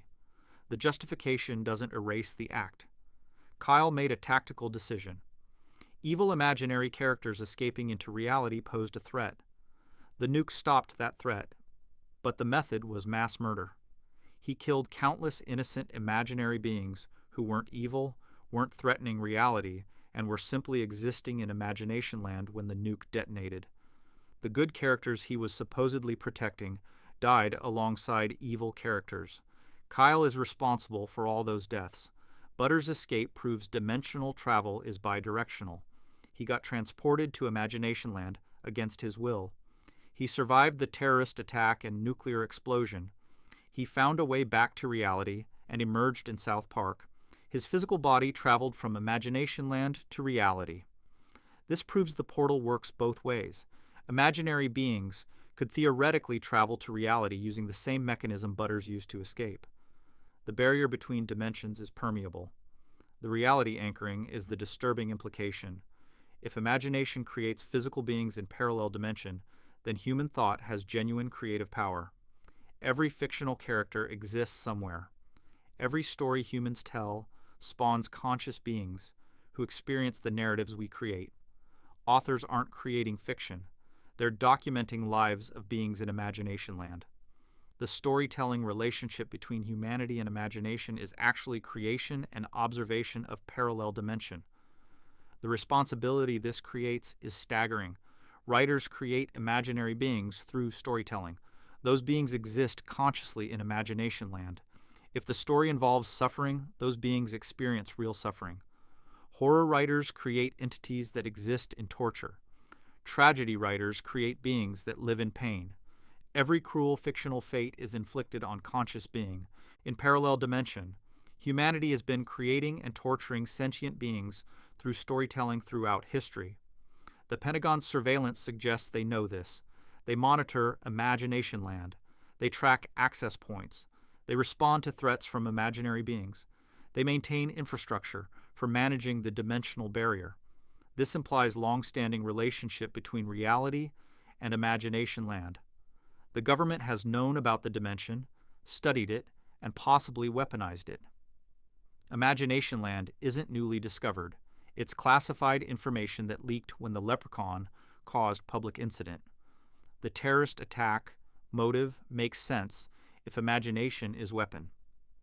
Attack the dimension where all human imagination manifests. Break the barrier containing evil concepts. Release humanity's worst imaginations into the dimension of good characters, causing chaos.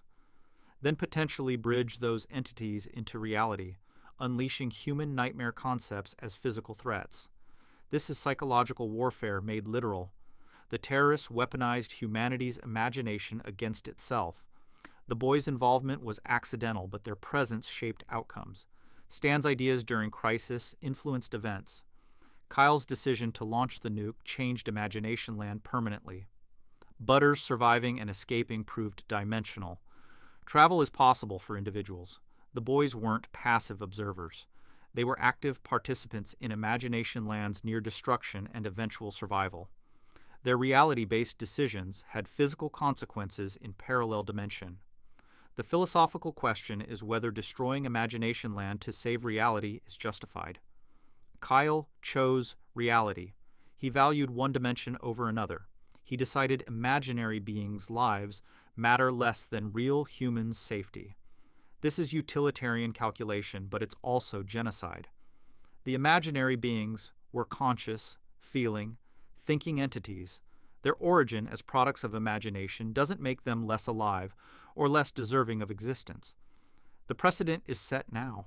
Reality has proven ability to destroy Imagination Land through nuclear force. The government knows the portal location. They have procedures for dimensional warfare. If Imagination Land threatens reality again, they'll make the same choice Kyle made. Imagination Land exists at reality's mercy. Humanity created it through imagination and can destroy it through military force whenever convenient. Imagination Land isn't a story about imagination. It's proof that human thought creates actual beings in a parallel dimension, and Kyle Broflovsky committed mass genocide against an entire reality to win a bet with Cartman. All right, time for the next conspiracy. In episode Scott Tenorman Must Die, Cartman serves Scott Tenorman chili made from his own parents, but the episode glosses over the central fact that Cartman murdered two adults, butchered their corpses, and cooked them. Scott discovers his parents are dead through eating them. Radiohead witnesses this revelation. The town celebrates Cartman's victory over a ninth grader who scammed him. No investigation happens. No arrests occur. South Park collectively decided that double homicide is acceptable revenge for pubic hair fraud. The chili wasn't just elaborate revenge. This episode documents premeditated capital murder by an 8-year-old who arranged 2 deaths, processed the bodies personally, and fed them to their son. The timeline establishes premeditation. Mr. and Mrs. Tenorman die before the chili cook-off. Their deaths require setup. Cartman had to arrange for them to be on Farmer Denkins's property at a specific time. He had to ensure Denkins would shoot them instead of just chasing them off. This requires advanced planning and coordination. Cartman couldn't predict random timing. He had to create the conditions for their deaths to happen when he needed them to happen. The farmer coordination is impossible without direct conversation. Cartman had to communicate with Denkins. He needed to ensure Denkins would be on his property, armed at the specific time the Tenormans would trespass. He needed to ensure Denkins would shoot to kill rather than fire warning shots. This suggests Cartman either told Denkins to kill them or created a situation where Denkins would kill them out of fear or anger. Either way, Cartman arranged 2 murders through farmer manipulation. The body transportation shows systematic planning. After Denkins shot the Tenormans, someone removed their bodies from the property. Corpses don't transport themselves. Cartman had to have transportation arranged. He's 8 and can't drive. He had to coordinate someone to move 2 adult corpses from Denkins's farm to the slaughterhouse without attracting police attention. This requires resources, planning, and help from adults he manipulated.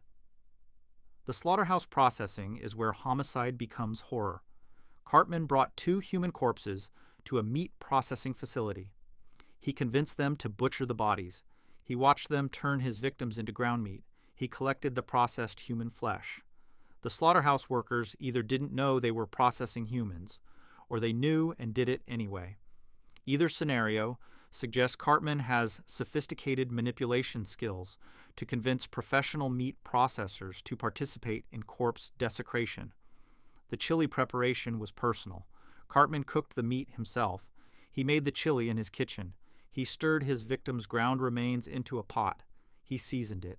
He let it simmer. He served it personally to Scott. This wasn't detached murder. Cartman physically processed his victims' remains and created a meal from their bodies.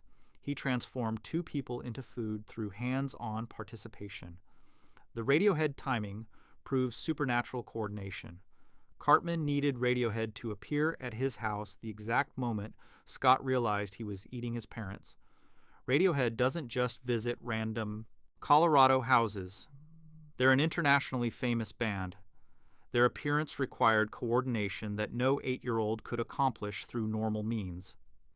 Either Cartman has reality-warping powers that bend circumstances to his desires, or he made contacts with Radiohead's management and convinced them to appear for a child's chili cook-off.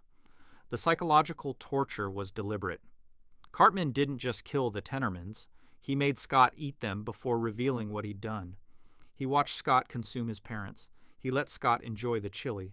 He waited until Scott had finished eating. Then he revealed the truth. This maximizes Scott's trauma. If Cartman just wanted them dead, he could have killed them and told Scott. Instead, he engineered a situation where Scott participates in cannibalism before learning what he's done. The Radiohead witnessing serves dual purposes. First, it humiliates Scott in front of his idols. Scott meets his favorite band while having a breakdown over eating his parents. Second, it provides witnesses who will remember Scott's humiliation forever. Radiohead will always remember Scott as the kid who ate his parents and cried. Cartman ensured Scott's trauma has permanent witnesses from the music industry. The town's response is collective acceptance. After the chili cook-off, people talk about Cartman's revenge with admiration. They call it brilliant. They celebrate his victory over Scott. Nobody mentions that 2 people are dead. Nobody asks where Mr. and Mrs. Tenorman are. Nobody questions how Cartman got human meat. The town has collectively decided not to investigate because investigating would require acknowledging double homicide happened. The missing persons investigation never occurs. The Tenormans disappeared. Their car was probably found near Denkins's property. Their son is traumatized. No police investigation follows. In any normal community, 2 missing adults would trigger manhunt. South Park has no search, no news coverage, no police presence. The absence of investigation proves either law enforcement is incompetent or they're deliberately avoiding the case. The legal implications are staggering. Cartman committed conspiracy to murder. He arranged the deaths through farmer manipulation. He handled corpse disposal and desecration. He served human remains to a minor. He caused severe psychological trauma through forced cannibalism.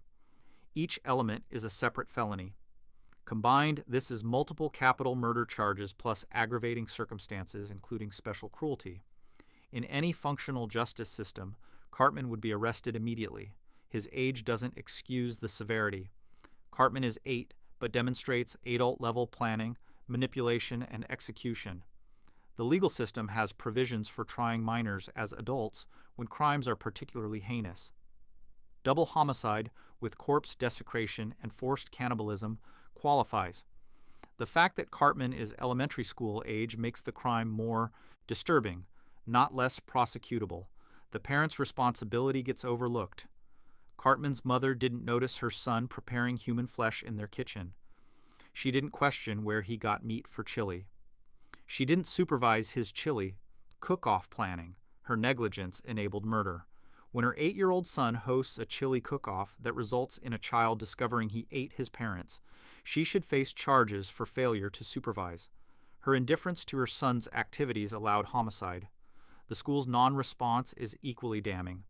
Cartman attended school throughout the planning and execution of double murder. Teachers interact with him daily. Nobody noticed behavioral changes suggesting he was planning homicide. Nobody questioned his chili cook-off preparations. Scott Tenorman stopped attending school after the incident, and nobody investigated why a student suddenly disappeared after a traumatic event.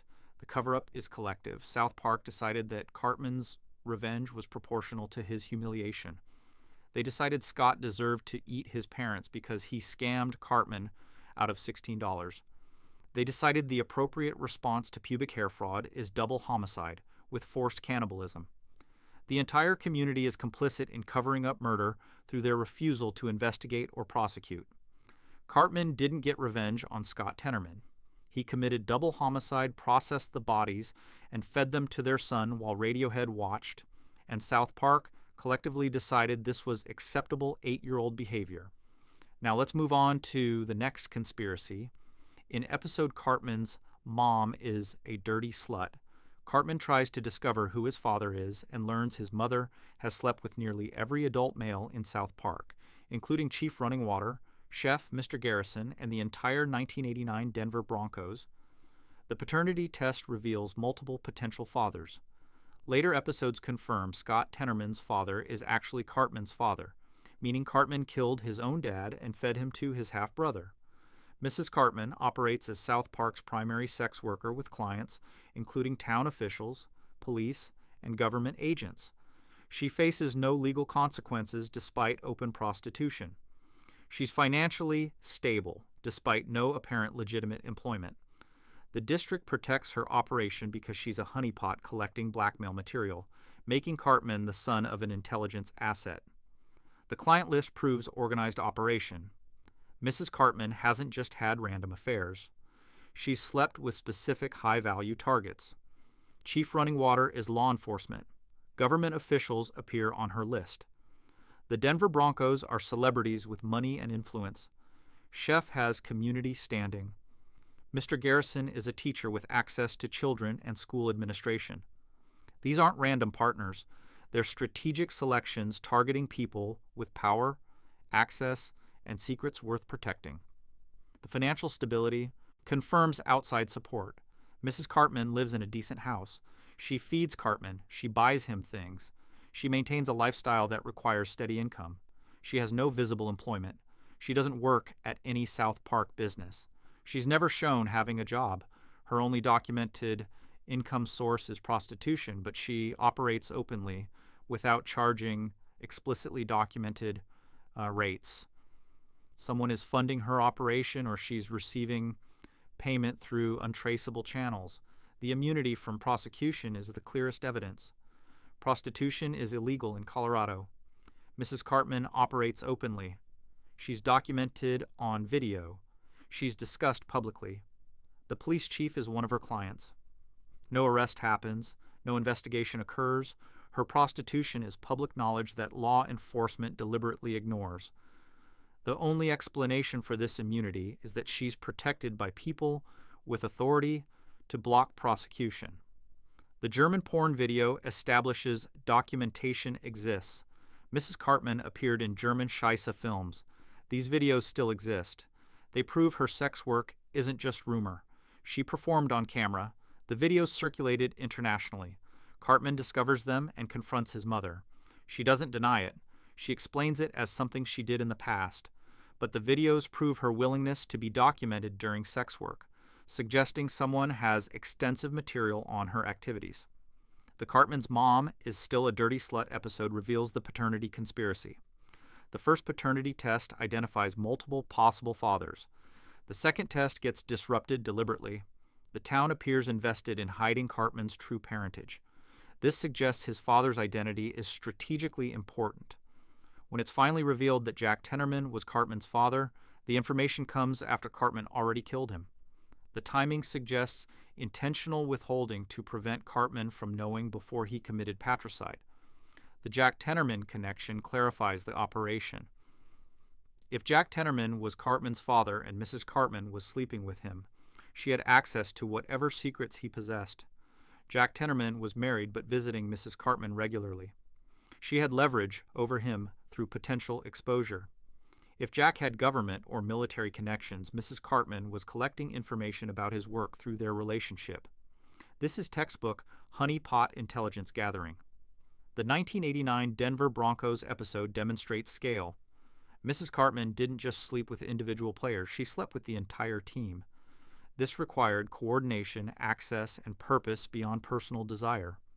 Sleeping with an entire professional football team creates blackmail material on multiple wealthy celebrities simultaneously. The logistics alone suggest this was organized operation rather than spontaneous encounters. The Chinese government connection appears in later seasons. Chinese intelligence operates in South Park. Mrs. Cartman has encounters with international figures.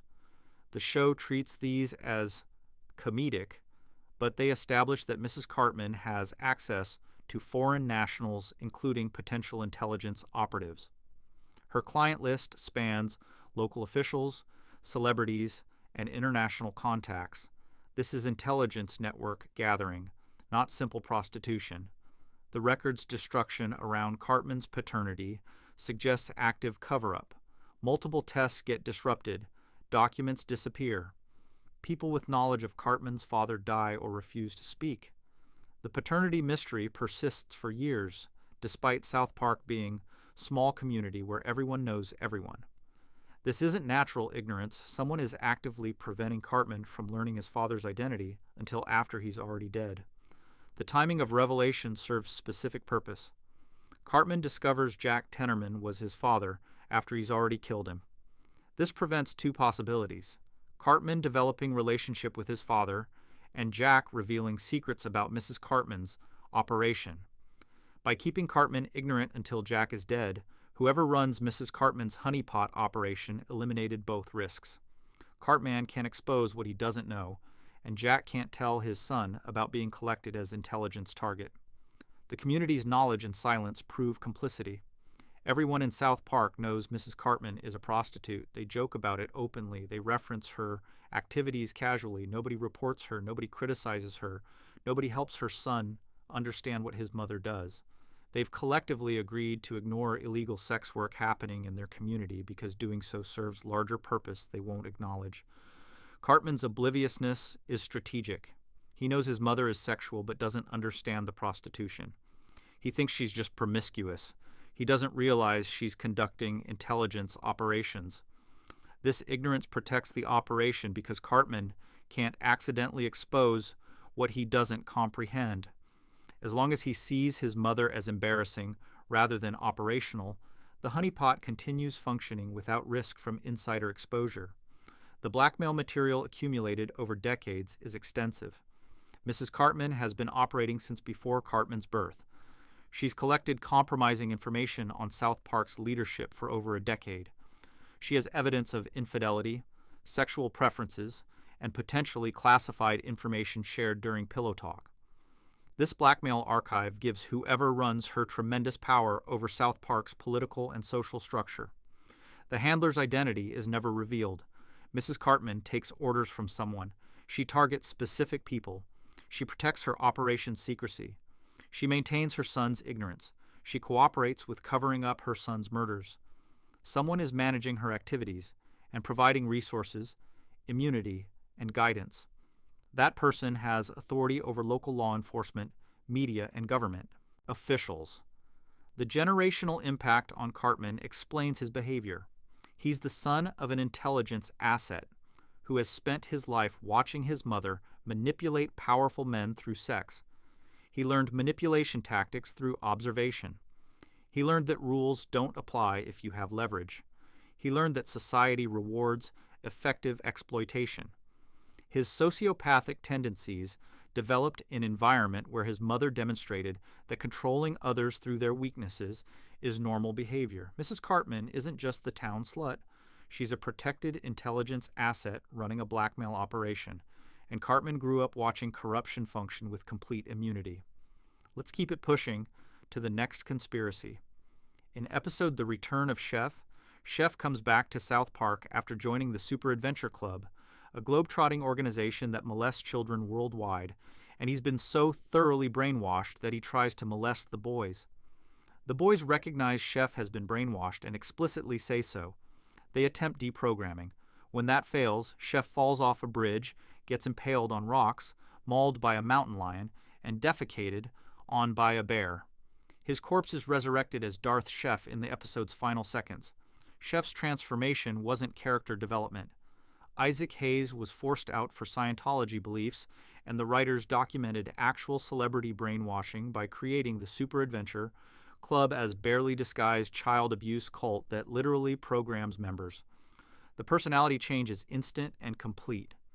Chef left South Park as a kind, helpful person who genuinely cared about the boys. He gave them advice. He protected them. He sang songs about making love in wholesome ways. When he returns, everything is reversed. His voice is different, composed of audio clips rather than organic speech. His advice is inappropriate and sexual. His protection becomes predatory. His songs are about molesting children. This isn't gradual corruption. This is personality replacement. The Super Adventure Club explicitly states they brainwash members. The cult leader explains their organization travels the world molesting children. They believe child molestation grants immortality. They have specific indoctrination procedures. They identify vulnerable recruits and systematically break them down. They replace the recruit's personality with cult programming. Chef wasn't converted through persuasion. He was broken through psychological torture and rebuilt as child molester. The boys' recognition is crucial. Stan, Kyle, and Kenny immediately know Chef isn't himself. They say he's been brainwashed. They don't think he's made bad choices. They understand his personality has been forcibly altered. They've seen enough weird things in South Park to recognize psychological programming when they encounter it. Their diagnosis is accurate. Chef can't help his behavior because Chef's personality no longer exists. The cult replaced him with programmed puppet. The deprogramming attempt shows Chef fighting his programming. The boys bring Chef to places that should trigger his real personality. They remind him of memories they share. They play songs he used to sing. For brief moments, Chef's real personality surfaces. His eyes clear. His voice returns to normal. He recognizes the boys. Then the programming snaps back. His eyes go blank. The cult's control reasserts itself. He starts talking about molesting children again. This proves his real personality still exists somewhere inside, trapped beneath cult programming. The death sequence is brutal beyond standard South Park violence. Chef falls off a bridge onto rocks that impale him through multiple body parts. A mountain lion mauls his face while he's still conscious. A bear defecates on him while he's dying. This isn't comedic cartoon death. This is torture. The episode is making a statement about what the Super Adventure Club did to Chef. They destroyed him so thoroughly that the only merciful option was literal death. The brutality represents the violence of brainwashing, not just physical death. The boys' response is grief, not relief. They don't celebrate defeating a child molester. They mourn losing their friend. Stan gives a speech about how they'll remember the real Chef, not the person the club turned him into. This acknowledges that Chef died the moment the club programmed him. The physical death just made it official. The boys lost their friend long before his body died. Darth Chef's appearance proves the cult's power. Chef's corpse is resurrected, rebuilt with robotics, and sent back as cult enforcer. He has glowing eyes and mechanical breathing. He's become literal Darth Vader parody. This represents the cult's ability to resurrect and reprogram even after death. Chef can never escape. They own him permanently. Death isn't release. It's just another stage of exploitation. The meta-commentary is explicit. Isaac Hayes left South Park because of Scientology. The creators disagreed with his departure. They created the Super Adventure Club as commentary on Scientology's practices. The club's brainwashing represents Scientology's alleged manipulation techniques. The club's child molestation represents the show's stance on how cults exploit vulnerable people. The brutal death represents the creator's belief that Hayes was destroyed by his cult, not just lost as cast member. The comparison to Scientology is intentional. Scientology recruits celebrities. It isolates them from outside relationships. It progressively demands more commitment. It claims to offer enlightenment or special knowledge. It punishes members who try to leave. The Super Adventure Club does all of this while adding explicitly criminal child abuse. The show is saying Scientology's actual practices are comparable in harm to systematic child molestation. The voice clip's usage is technical commentary. Chef's voice in his return episode is assembled from previous episode audio. No new voice recording exists. The character speaks using fragmented clips from earlier seasons. This creates stilted, unnatural speech patterns. The technical limitation becomes narrative device. Chef sounds wrong because he is wrong. His voice is literally constructed from pieces of his past, just like his personality is constructed from cult programming using fragments of who he used to be. The making love songs get perverted. Chef used to sing about consensual adult romance using euphemistic language about making love. The brainwashed Chef sings about molesting children using the same melodic style. The contrast is horrifying. The cult took Chef's gentle sexuality and twisted it into predatory criminal behavior. They didn't just brainwash him, they weaponized his positive traits and inverted them into evil. The boys never blame Chef, they blame the club. They understand Chef is victim, not villain. When they fight to save him, they're fighting the cult that took him. When he dies, they mourn the friend who was murdered by brainwashing. This is sophisticated understanding of cult dynamics from fourth graders. They recognize coercion and mind control as theft of personhood. The Super Adventure Club continues operating. Chef's death doesn't destroy them. They still exist. They still recruit. They still molest children globally. They resurrected Chef as Darth Chef, proving they have resources and technology. The club is a powerful organization with international reach. South Park can't stop them. The police can't stop them. They operate with apparent immunity from consequences. The immunity suggests protection. An organization that travels worldwide molesting children should face international law enforcement. The Super Adventure Club operates openly. They have buildings, they have members, they advertise their activities to recruits. Nobody stops them. This implies either they're very good at hiding or they have protection from authorities. Given their apparently supernatural resurrection technology, the second option seems more likely. The warning is that celebrities in cults are prisoners. They may appear to have chosen their beliefs, but they've been systematically broken and rebuilt. Their public support of cults is programmed response, not authentic choice. The person they were is gone. The cult replaced them with puppet that looks like them, but serves cult purposes. Isaac Hayes defending Scientology wasn't Isaac Hayes. It was what Scientology made of him. Chef didn't convert to a child abuse cult. He was brainwashed by an organization that programs members to molest children, and South Park killed him brutally because the man they knew was already dead. Let's slide into the next conspiracy. And don't forget to subscribe to our channel. In episode Mr. Hanky, the Christmas Pooh, Kyle sees a talking piece of feces in the toilet that sings Christmas songs, tries to convince everyone it's real, gets institutionalized, and then Mr. Hanky appears to the entire town during the Christmas pageant. Kyle is the only Jewish kid in South Park. He feels isolated during Christmas season when everyone else celebrates. Then a talking piece of feces appears specifically to him, offering friendship and validation.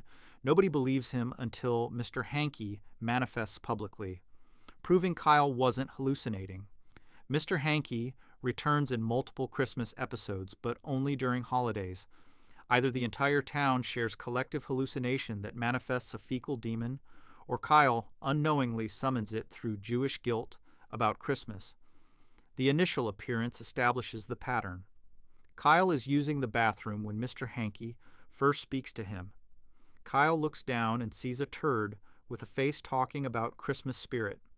Mr. Hanky is cheerful, supportive, and insists he's Kyle's friend.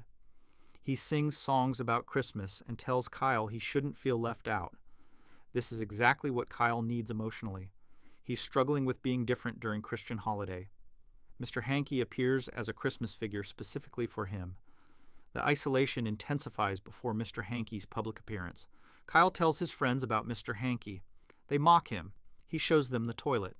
Mr. Hanky doesn't appear. Kyle's parents worry about his mental health. The school counselor questions him. Everyone thinks Kyle is having a breakdown. He's experiencing social isolation while insisting his fecal friend is real. This is textbook delusion behavior, except Mr. Hanky eventually proves real. The Christmas pageant manifestation validates Kyle. During the school's Christmas show, Mr. Hanky appears in front of everyone. He flies around the auditorium. He spreads Christmas cheer. He sings his theme song. The entire town sees him. They celebrate him. They accept him as real. Kyle is vindicated. He wasn't crazy. Mr. Hanky exists. But why did Mr. Hanky wait until Kyle faced complete social isolation before manifesting publicly? The timing suggests Kyle's emotional state matters. Mr. Hanky appeared to Kyle privately when Kyle felt lonely. He appeared publicly when Kyle faced institutional dismissal of his reality. The manifestations correlate with Kyle's emotional needs. When Kyle needed a friend, Mr. Hanky appeared as friend. When Kyle needed validation, Mr. Hanky appeared to everyone. This implies Mr. Hanky's existence is tied to Kyle's psychological state. The Jewish guilt connection explains the mechanism. Kyle is Jewish in overwhelmingly Christian town. Christmas season highlights his difference. He wants to participate but can't. He feels guilty about not celebrating. He feels left out. This creates intense emotional conflict. Then a Christmas character appears specifically for him, validating his desire to participate while being different. Mr. Hanky is Kyle's guilt, manifesting as friendly entity that lets him have Christmas without betraying his Jewish identity. The fecal form is significant. Mr. Hanky isn't beautiful Christmas spirit. He's literally a piece of shit. He's something disgusting that society rejects. Kyle is a Jew in Christian celebration, something the dominant culture others. Mr. Hanky is an outcast Christmas symbol for an outcast child. His form represents how Kyle feels during Christmas. Unwanted, dirty, something people want to flush away. But Mr. Hanky is cheerful despite being feces, teaching Kyle to be happy despite being different. Mr. Hanky's Christmas Classics special expands the mythology. Mr. Hanky hosts an entire Christmas special with various South Park characters performing songs. He has a wife and children. He has a house. He has history and personality beyond the original episode. This development suggests Mr. Hanky isn't just a one-time manifestation. He's a permanent entity now. Kyle's initial emotional need created something that persists independently. The family Christmas episodes feature Mr. Hanky returning annually. He appears every Christmas. He has adventures. He helps characters solve holiday problems. He's become a South Park institution. but he only appears during Christmas season. After New Year, Mr. Hanky disappears until the next December. This seasonal restriction suggests he's tied to Christmas spirit specifically, manifesting only when holiday emotions are strongest. The biological impossibility reinforces the supernatural explanation. Mr. Hanky is alive. He talks, moves, sings, and thinks. He's conscious feces. This violates all biological laws. Feces don't have nervous systems. They can't be sentient. They can't survive outside toilets. Mr. Hanky does all of this. He's physically impossible, which proves he's not physical being, following natural laws. He's something else manifesting in fecal form. The collective acceptance is suspicious. After Mr. Hanky's first public appearance, South Park treats him as normal. Nobody questions why a talking turd exists. Nobody studies him scientifically. Nobody tries to understand his biology. They just accept that there's a Christmas poo who appears annually. This suggests either the town is conditioned to accept impossible things, or they're all participating in shared hallucination, where questioning Mr. Hanky's existence would break the spell. The comparison to other South Park impossibilities is revealing.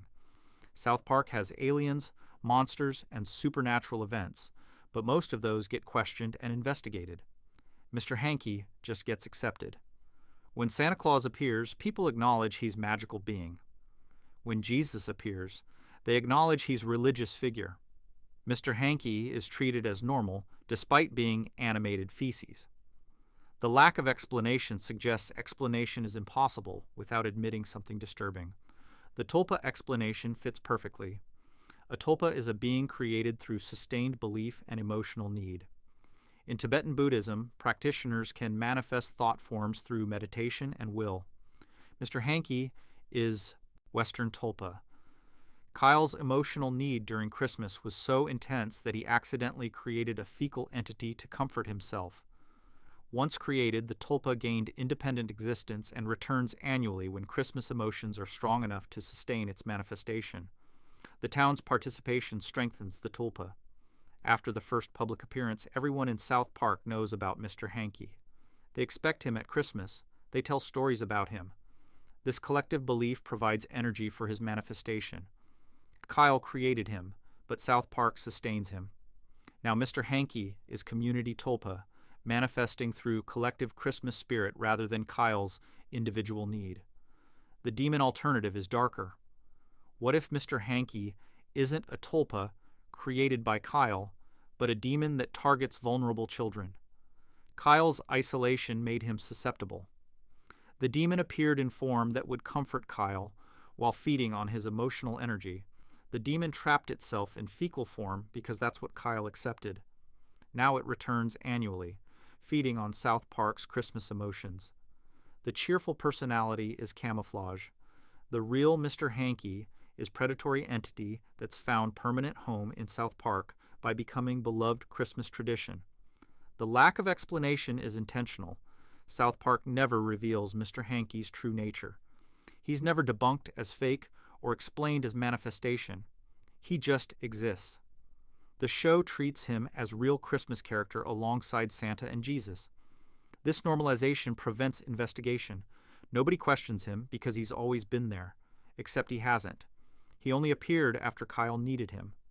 The timeline proves Mr. Hanky's existence started with Kyle's emotional crisis, but admitting that would require acknowledging the implications. Mr. Hanky isn't a magical Christmas character. He's either a demon that South Park summons annually through collective belief, or Kyle's isolation as the only Jewish kid creates a fecal hallucination so powerful it becomes real. Now let's head into the next conspiracy. In episode Do the Handicapped, Go to Hell, Satan appears at a church meeting discussing his relationship problems with Saddam Hussein, revealing he's in an abusive relationship and needs help. Satan has feelings. He seeks therapy from humans. He attends Earth gatherings to discuss his emotional vulnerabilities. In Hell on Earth 2006, Satan plans a party and handles logistics like venue selection and guest lists. Satan performs administrative duties managing Hell's infrastructure. He files paperwork. He schedules torments. He deals with bureaucratic complaints. Satan isn't a punishment dimension.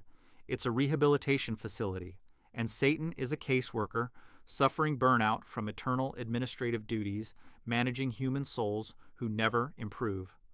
The relationship abuse establishes Satan's vulnerability. Saddam Hussein treats Satan badly. Saddam manipulates him emotionally. Saddam demands constant attention. Saddam is violent and controlling. Satan feels trapped in the relationship. He attends church meetings on earth specifically to get advice about escaping an abusive partner. This proves Satan isn't the ultimate evil. He's a being experiencing emotional pain who seeks help from the very humans he's supposedly tormenting. The therapy seeking shows desperation. Satan doesn't just complain privately, he actively looks for solutions. He comes to earth, enters a church building despite presumably being unwelcome in religious spaces, and asks humans for relationship advice. He's willing to be vulnerable in front of people who should be his enemies. This suggests Satan has no one in hell who can help him. Everyone in hell is either a tormented soul or working under Satan's authority. He has no peers, no support system, no one to turn to except humanity. The hell administration reveals the job's reality. Satan isn't actively torturing souls. He's managing systems. When he appears in hell on Earth 2006, he's planning a Halloween party, not supervising torture. He deals with invitations, decorations, entertainment booking. He's stressed about party logistics, like any event planner. His concerns are mundane, administrative, bureaucratic. He's not embodiment of evil. He's overworked administrator running hell's infrastructure.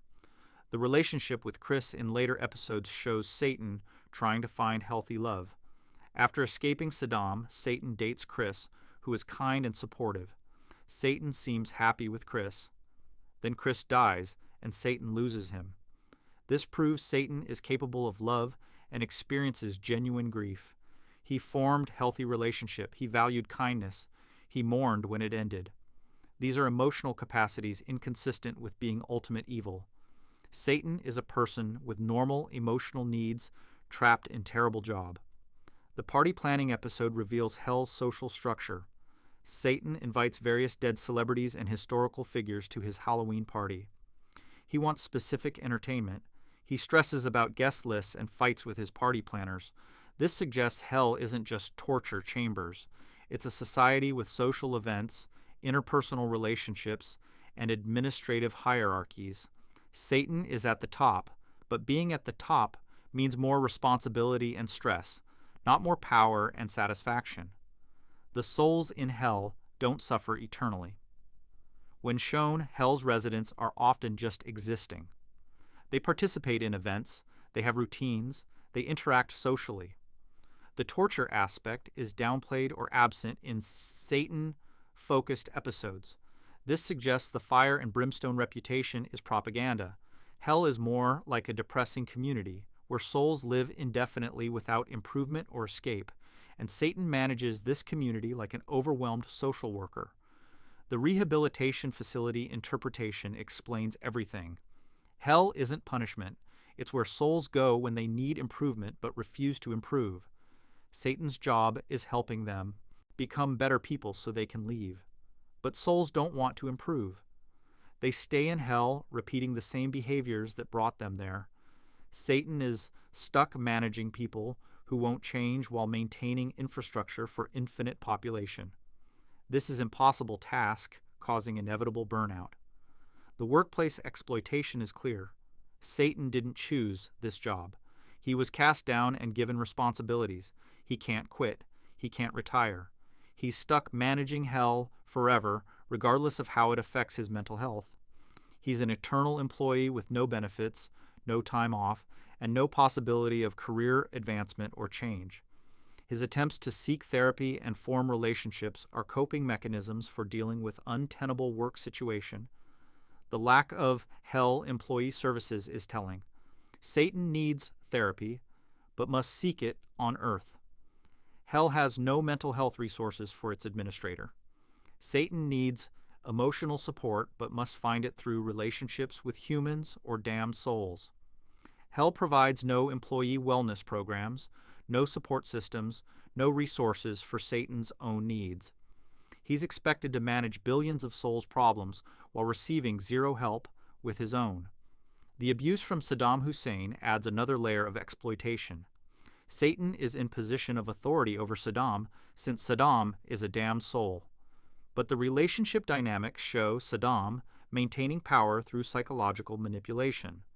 Satan can't even maintain healthy boundaries with souls he's supposed to be supervising. His authority is nominal, his actual power is limited. He's being abused by someone theoretically under his control. The comparison to modern work culture is explicit. Satan experiences burnout, abusive relationships he can't leave, administrative overload, lack of support systems, and inability to quit.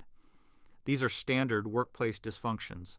Hell is terrible workplace with Satan as exploited employee. The torture isn't what hell does to souls. The torture is what hell's administrative system does to Satan. The soul's behavior supports the rehabilitation interpretation. They don't learn lessons in hell. They don't feel remorse. They don't improve. They just exist in hell's society, maintaining the same flaws that damned them. Satan can't make them change. He can only provide the environment for potential change and hope they eventually choose it. Most don't. Satan is stuck with population of people refusing personal growth while he's responsible for their infinite care. The party planning being his biggest stress is revealing. Satan isn't worried about torture logistics or soul management. He's stressed about throwing a good party.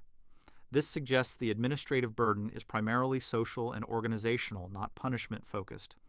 Hell operates more like a permanent community center than a torture facility, and Satan's role is activities, director more than torturer-in-chief. The theological implications are disturbing. If hell is rehabilitation, facility, then eternal damnation is a myth. Souls can theoretically leave after improving, but they don't want to improve, so they stay forever. This shifts responsibility from God's judgment to souls' refusal to change.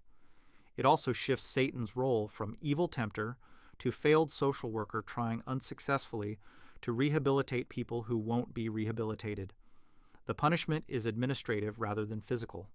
Souls are stuck in hell, but the real punishment is Satan being stuck with them. He has to manage infinite population of people who refuse help. He has to maintain infrastructure for souls who won't move on. He has to do this job forever, without vacation, without retirement, without hope of change. The souls suffer from being stagnant. Satan suffers from being forced to watch their stagnation eternally while being unable to fix it. Satan isn't the ultimate evil. He's a caseworker trapped in hell's bureaucratic system, managing souls who never learn. In an eternal job he can't quit while seeking earth therapists because hell doesn't provide employee mental health resources. Let's keep it going with the next conspiracy. In episode Woodland Critters Christmas, Stan encounters adorable forest animals who reveal they're Satanists trying to birth the Antichrist through a virgin rabbit, perform blood orgies, and worship evil while killing anyone who interferes. The critters are explicitly satanic. They murder mountain lions who try to stop them. They perform blood sacrifices. They chant praise to Satan. Stan discovers this isn't isolated incident, but ongoing cult activity. The critters successfully impregnate the rabbit with demon spawn. Stan must abort the Antichrist babies through violence. Later, in Imagination Land, the woodland critters appear, proving they exist independently of Cartman's story. The woodland critters aren't a twisted Christmas story. They're an active satanic cult operating in Colorado mountains, successfully birthing Antichrists and murdering anyone who discovers them. The setup reveals the horror gradually. Stan encounters cute forest animals who ask for help, building a manger for their virgin friend. They're adorable. They sing songs. They use cute voices. Stan agrees to help. Then he meets the pregnant rabbit and asks what they're doing. The critters explain they're preparing for the birth of the Antichrist. Stan thinks they're joking. They're not.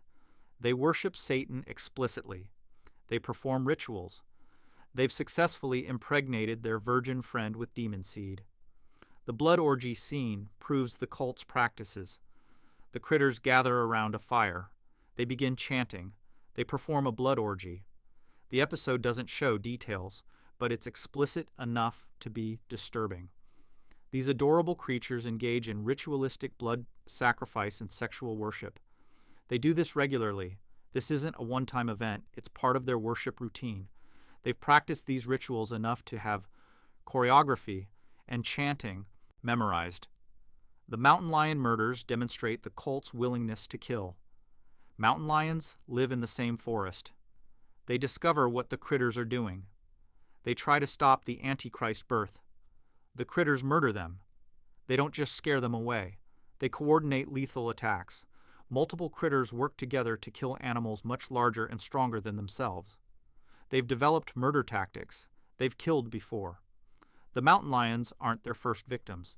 The Antichrist birth is successful.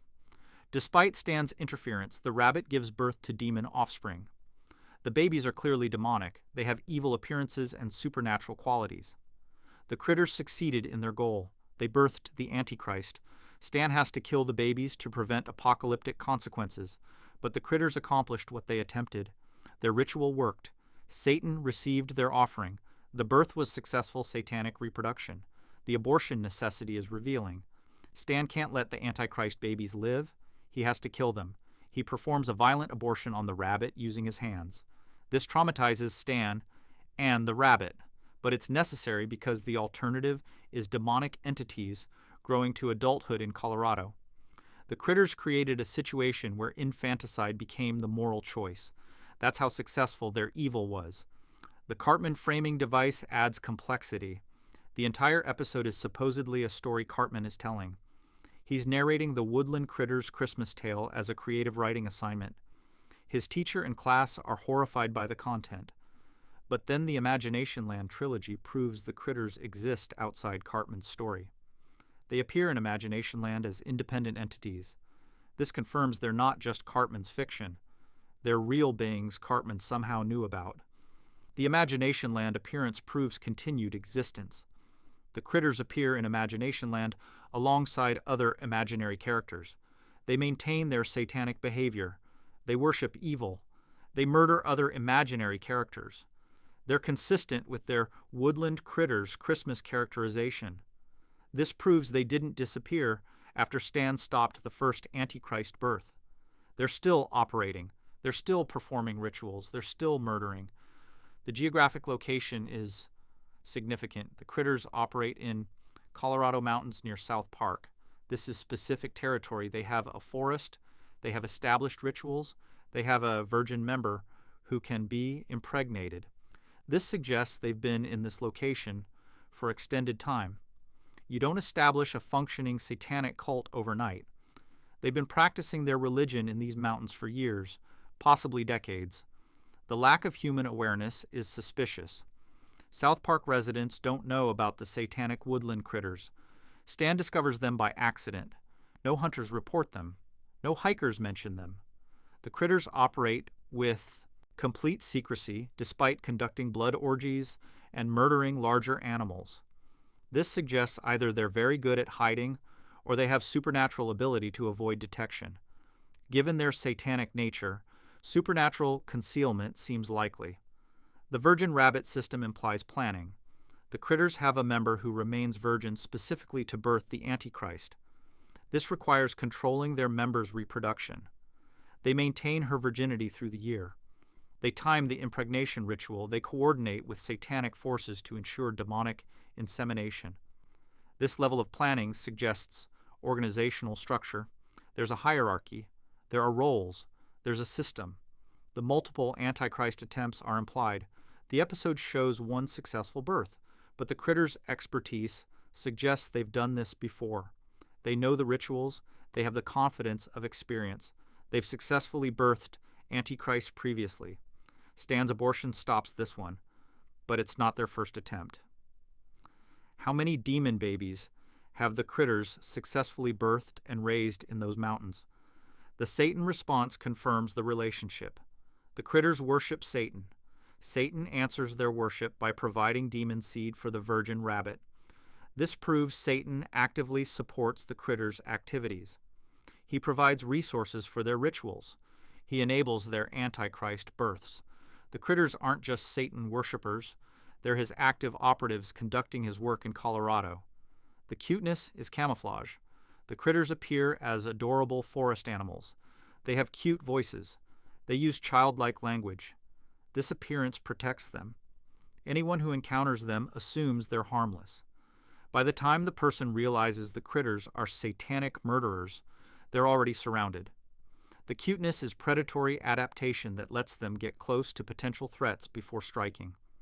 The survival of the cult is confirmed. Stan stops one Antichrist birth. He doesn't destroy the cult. The critters survive. They appear in Imagination Land later, proving they continued existing after Stan's interference. They probably attempted more Antichrist births after the episode ended. Stan's victory was temporary. The cult persists. The Christmas timing is deliberately blasphemous. The critters perform their Antichrist birth ritual during Christmas season. This is intentional corruption of Christ's birth narrative. They're mocking Christianity by birthing Antichrist during Christmas. This proves their Satanism isn't casual. It's ideologically motivated opposition to Christian religion. They're actively working to corrupt Christian holy days. The documentary nature of Cartman's story is the disturbing question. How did Cartman know about the critters? He told their story in accurate detail before Stan encountered them. Either Cartman has been to the forest and met them, or he has supernatural knowledge of satanic activities in Colorado. Both options are concerning. If he met them, why didn't they kill him? If he has supernatural knowledge, what's the source? The woodland critters aren't a story Cartman made up. They're an active satanic cult operating in Colorado's mountains, successfully birthing antichrists and murdering anyone who discovers them while maintaining adorable appearances. All right, let's move into the next conspiracy. In episode Man Bear Pig, Al Gore arrives in South Park hunting a creature that's half man, half bear, and half pig, warning everyone about the deadly threat, but everyone mocks him as delusional and obsessed with attention. The episode presents Man Bear Pig as obviously fake. Al Gore seems crazy. The boys humor him, but don't believe him. Then over a decade later, time's up for the Harrison confirms Man Bear Pig is completely real. The town admits they made a deal with Man Bear Pig decades ago to ignore his existence in exchange for temporary peace. Satan confirms Man Bear Pig killed millions. Al Gore was correct the entire time. Man Bear Pig isn't a climate change metaphor that became real. It was always real. South Park spent decades documenting a cover-up. The initial portrayal establishes the dismissal. Al Gore arrives in South Park with Man Bear Pig detection equipment. He shows pictures. He gives speeches. He warns about impending danger. Everyone ignores him. The boys follow him out of pity, not belief. The town treats him as a joke. His warnings are dismissed as attention-seeking behavior. The episode frames Al Gore as pathetic and Man Bear Pig as obviously fictional. This is how cover-ups work. Make the truth-teller look crazy until nobody listens. The cave incident shows the boys' skepticism. Al Gore drags them into caves to hunt Man Bear Pig. They humor him. They pretend to be scared when appropriate. They mock him behind his back. When they get trapped in the cave, they blame Al Gore, not Man Bear Pig. Even when facing danger that could be the creature Al Gore described, they refuse to consider he might be right. The boys' disbelief is so strong it overrides evidence. The rescue reinforces the narrative. The boys escape the cave. Al Gore claims Man Bear Pig almost got them. The boys tell everyone Al Gore trapped them with his delusions. The town's opinion of Al Gore plummets further. He leaves South Park humiliated. Nobody believes Man Bear Pig exists. The episode ends with the apparent confirmation that Al Gore was wrong and the creature is fake. This conclusion stands for over a decade. The time's up for the Harrison reveal shatters everything. Man Bear Pig appears. He's real. He's dangerous. He kills people. The town panics. They knew. They always knew. The episode reveals that South Park's founders made a deal with Man Bear Pig generations ago. They agreed to ignore his existence and let him kill a certain number of people annually in exchange for him not destroying the town completely. The current generation inherited this deal and maintained the cover-up. Satan's intrigue confirmation provides scale. When characters go to hell seeking information, Satan tells them Man Bear Pig has killed millions globally. This isn't a local threat. Man-Bear-Pig operates worldwide. The death toll is massive. Al Gore was right about the danger level. He was actually understating it. Man-Bear-Pig isn't just a creature. It's a global catastrophe that's been actively killing people throughout human history. The Red Kayak episode expands the conspiracy. The town's ancestors made the original deal. They documented it. They passed the knowledge down. Every generation of South Park leadership knew about Man-Bear-Pig. They maintained the cover-up deliberately.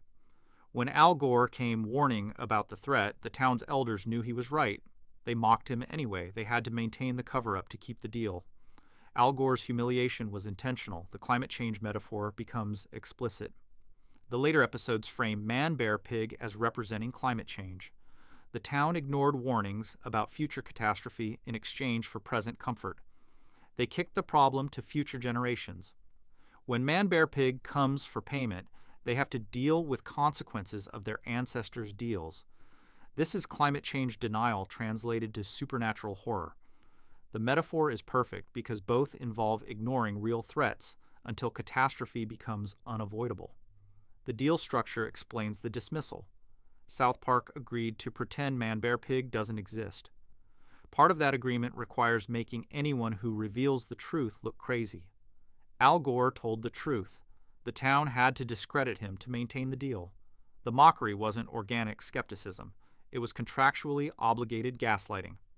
Everyone who dismissed Al Gore was participating in active conspiracy to hide Man-Bear-Pig's existence. The multi-generational scope is staggering. Man-Bear-Pig has existed for centuries. Humans have known about him for centuries. Deals have been made and remade throughout history. Each generation agrees to the same terms. Ignore Man-Bear-Pig, let him kill acceptable numbers of people, and maintain the cover-up. The conspiracy isn't recent. It's historical institutions spanning multiple cultures and nations. The boys' role shifts from victims to perpetrators. In the original episode, they were innocent kids manipulated by Al Gore. In the later episodes, they're part of the generation facing consequences. They participated in mocking Al Gore. They reinforced the dismissal of his warnings. When Man-Bear-Pig comes for payment, they're responsible for maintaining the cover-up that let him grow stronger. Their childhood skepticism contributed to global catastrophe. The media complicity is implied. News media in South Park covered Al Gore's visit. They portrayed him as a joke. They broadcast his humiliation. They never investigated his claims. This suggests media is part of the cover-up or has been manipulated to participate. Either way, institutional media failed to reveal truth about Man-Bear-Pig. Their mockery of Al Gore ensured public dismissal of legitimate threat. The international coordination is necessary. If Man-Bear-Pig operates globally killing millions, governments worldwide know about him. They've made similar deals. The conspiracy is international cooperation to maintain fictional reality where Man-Bear-Pig doesn't exist. Every nation participates. Every government lies. Every media outlet covers up. The scope of coordination required proves Man-Bear-Pig is known at the highest levels of every major power structure. The payment mechanism shows intentional sacrifice. The deal allows Man-Bear-Pig to kill specific numbers of people. This means communities are sacrificing their members to maintain peace with the creature. People die so others can live comfortably. The deaths aren't random tragedy. They're agreed upon payment. The victims are sacrifices to Man-Bear-Pig that society has decided are acceptable losses. The renegotiation reveals desperation. When South Park tries to escape their deal, Man-Bear-Pig demands more. The original deal's terms were generous. Now that they're trying to break it, the price increases. This proves Man-Bear-Pig has leverage. He can destroy them completely. The only reason South Park survives is because Man-Bear-Pig finds the deal beneficial. He could end the arrangement any time by killing everyone. The show's self-awareness is remarkable. South Park admits they were wrong. The creators made episodes mocking Al Gore and climate change. They portrayed concern about environmental catastrophe as attention-seeking delusion. Then they created episodes acknowledging they were wrong. They used Man-Bear-Pig to say, "We dismissed real warnings as fake, and now we're facing consequences." This is rare admission of mistake from satirical show. The vindication for Al Gore comes too late. He spent over a decade being mocked. His reputation was damaged, his warnings were dismissed. When proven right, the damage was already done. Man-Bear-Pig has killed millions. The cover-up succeeded for so long that stopping the threat became impossible. Al Gore was right, but being right didn't matter, because nobody listened until catastrophe was already happening. The ongoing threat means it's not over. Man-Bear-Pig is still alive. The deal is still active. South Park is still sacrificing people to maintain peace. Other communities are doing the same. The global conspiracy continues. Al Gore's vindication didn't stop Man-Bear-Pig.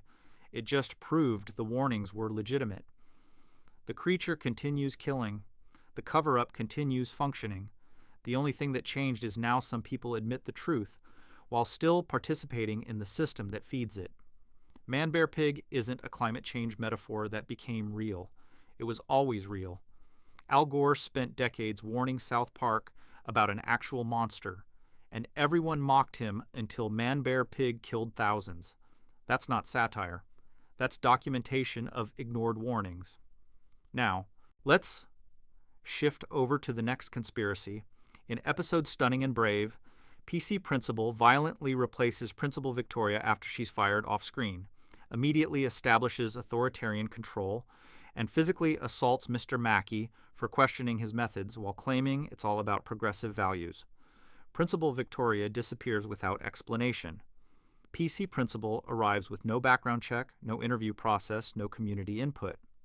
The school board hired him instantly.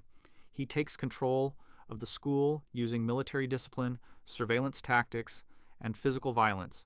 He coordinates with PC Delta fraternity, proving he's part of larger organization.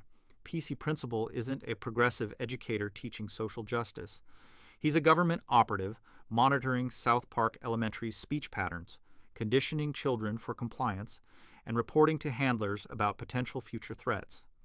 The arrival establishes suspicious timing. Principal Victoria was the school's leader for years. She was competent, caring, and stable. Suddenly, she's fired between episodes with no explanation. PC Principal appears immediately to replace her. There's no gap, no search process, no transition period. He was ready to step in the moment Victoria was removed. This suggests his arrival was planned and Victoria's firing was engineered specifically to place him. The physical violence starts immediately.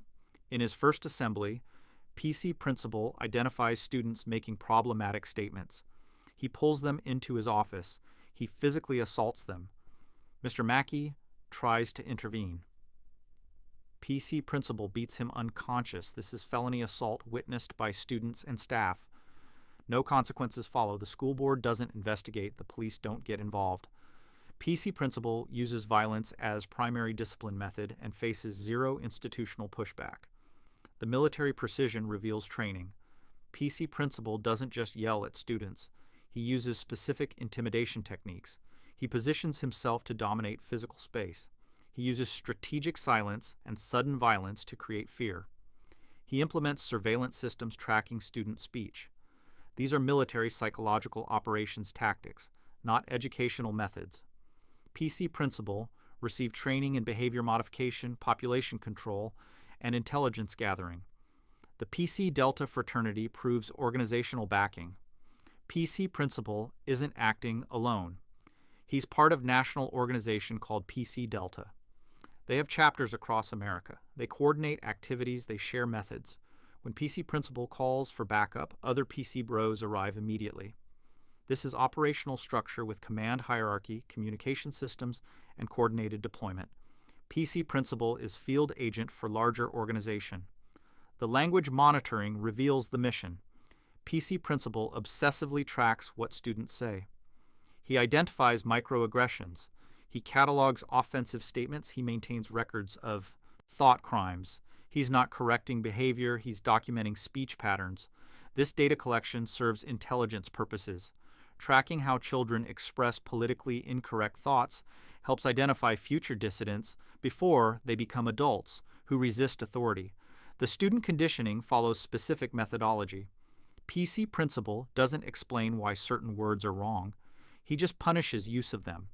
Students learn to self-censor through fear rather than understanding. This creates population trained to monitor their own speech without questioning why. The goal isn't creating enlightened citizens. It's creating compliant citizens who police themselves and others automatically. The surveillance expansion happens systematically. PC Principal implements new rules gradually. Each rule creates new monitoring requirements. Student speech in class gets monitored. Hallway conversations get recorded. Social media gets tracked. By the end of his tenure, PC Principal has comprehensive surveillance of student communications. This data flows somewhere. Someone is receiving reports on South Park Elementary's children. The strong-woman relationship adds another layer. PC Principal partners with strong woman, the school's vice principal. They have children together, but strong woman also demonstrates unusual physical capabilities and militant behavior. She's not a typical educator either. The partnership suggests PC Principal was assigned a partner who shares his mission and background. They're an operative team placed in the school system. The lack of educational credentials is never addressed. PC Principal doesn't demonstrate teaching ability. He doesn't discuss curriculum. He doesn't show educational philosophy beyond political correctness enforcement.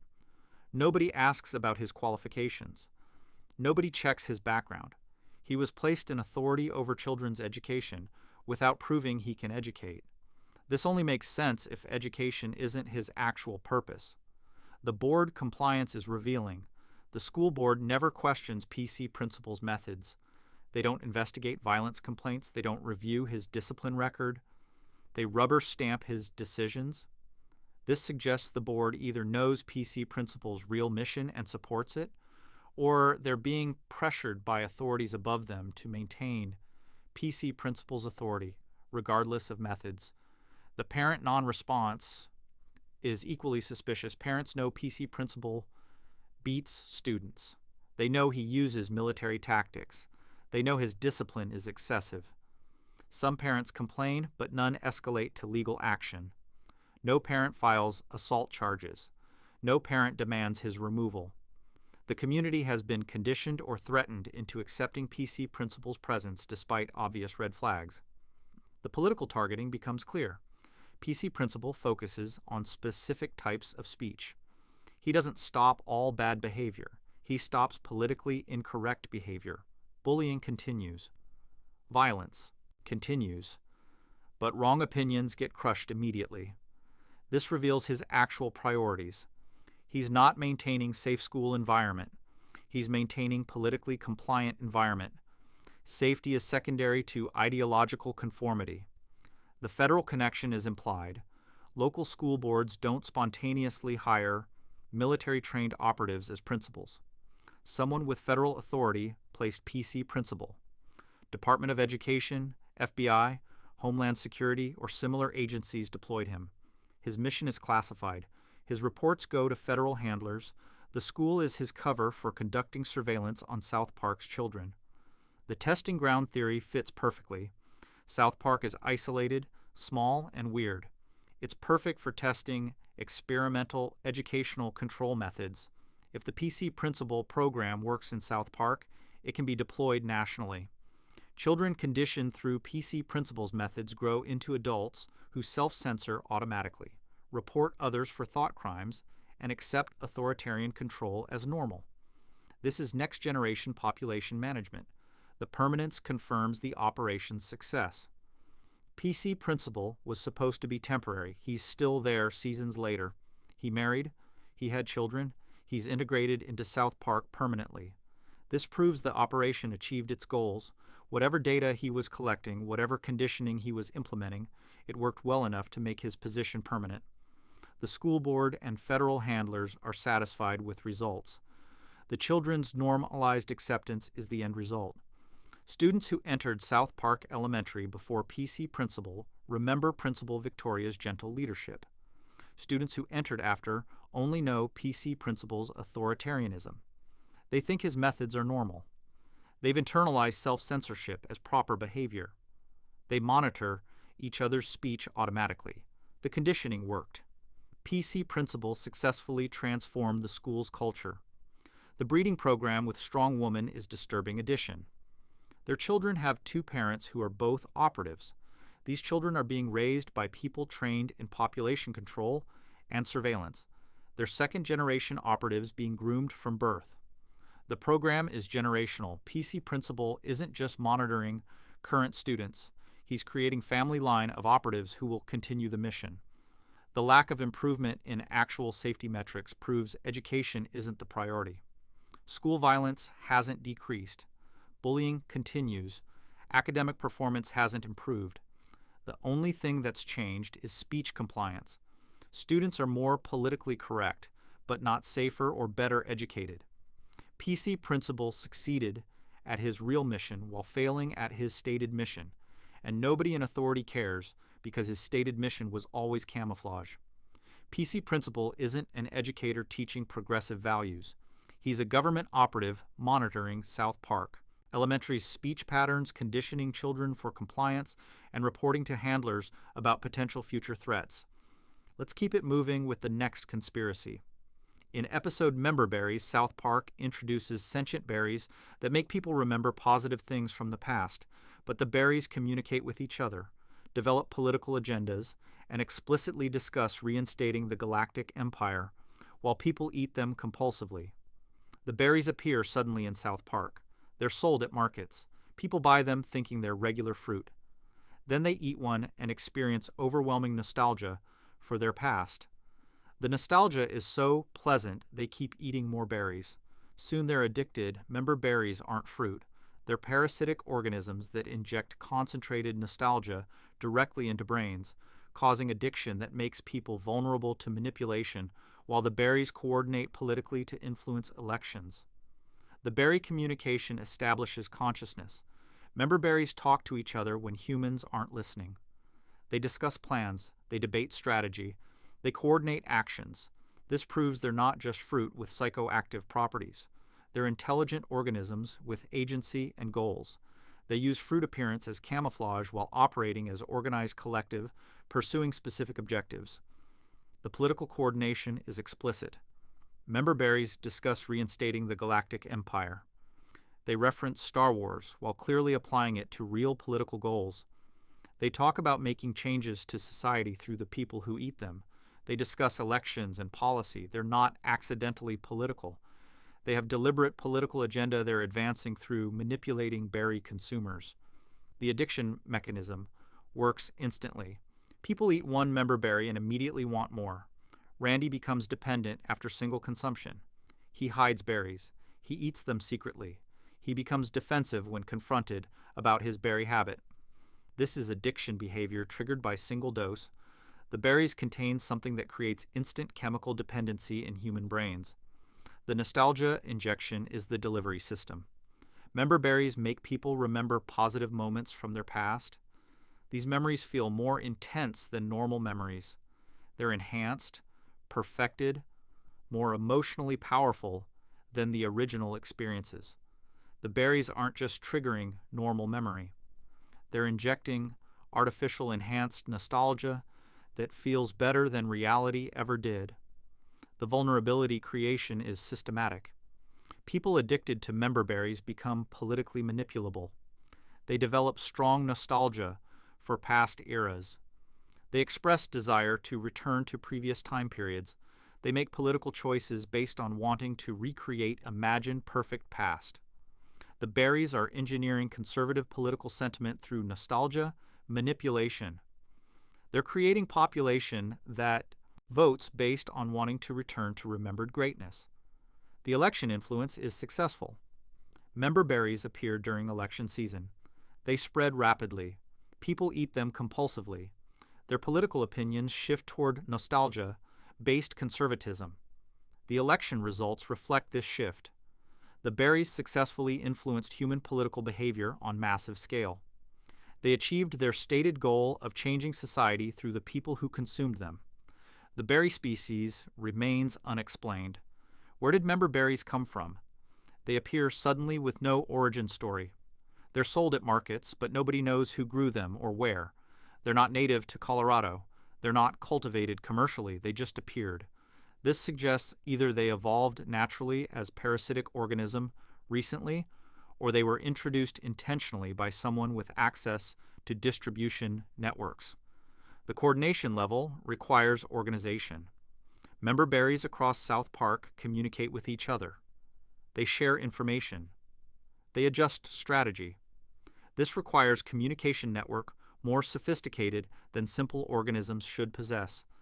Either the berries are hive mind sharing thoughts instantly, or they're individual agents of larger intelligence coordinating through them. Both options are disturbing. The memory manipulation mechanism is advanced technology or supernatural ability. Member berries access human memories, identify positive moments, enhance those memories, and inject them back into consciousness. This requires reading brain states, processing information, and altering neural chemistry.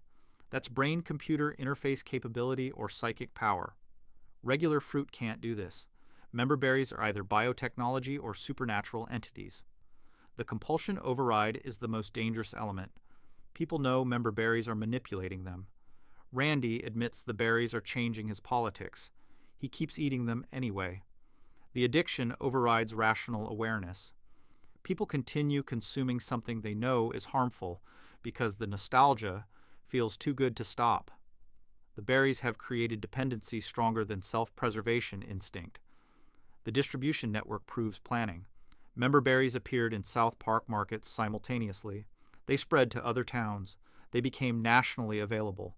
This requires agricultural infrastructure, distribution channels, and market penetration. Someone or something deployed. Member berries strategically for maximum political impact during election cycle. The timing wasn't coincidental. The government non-response is suspicious.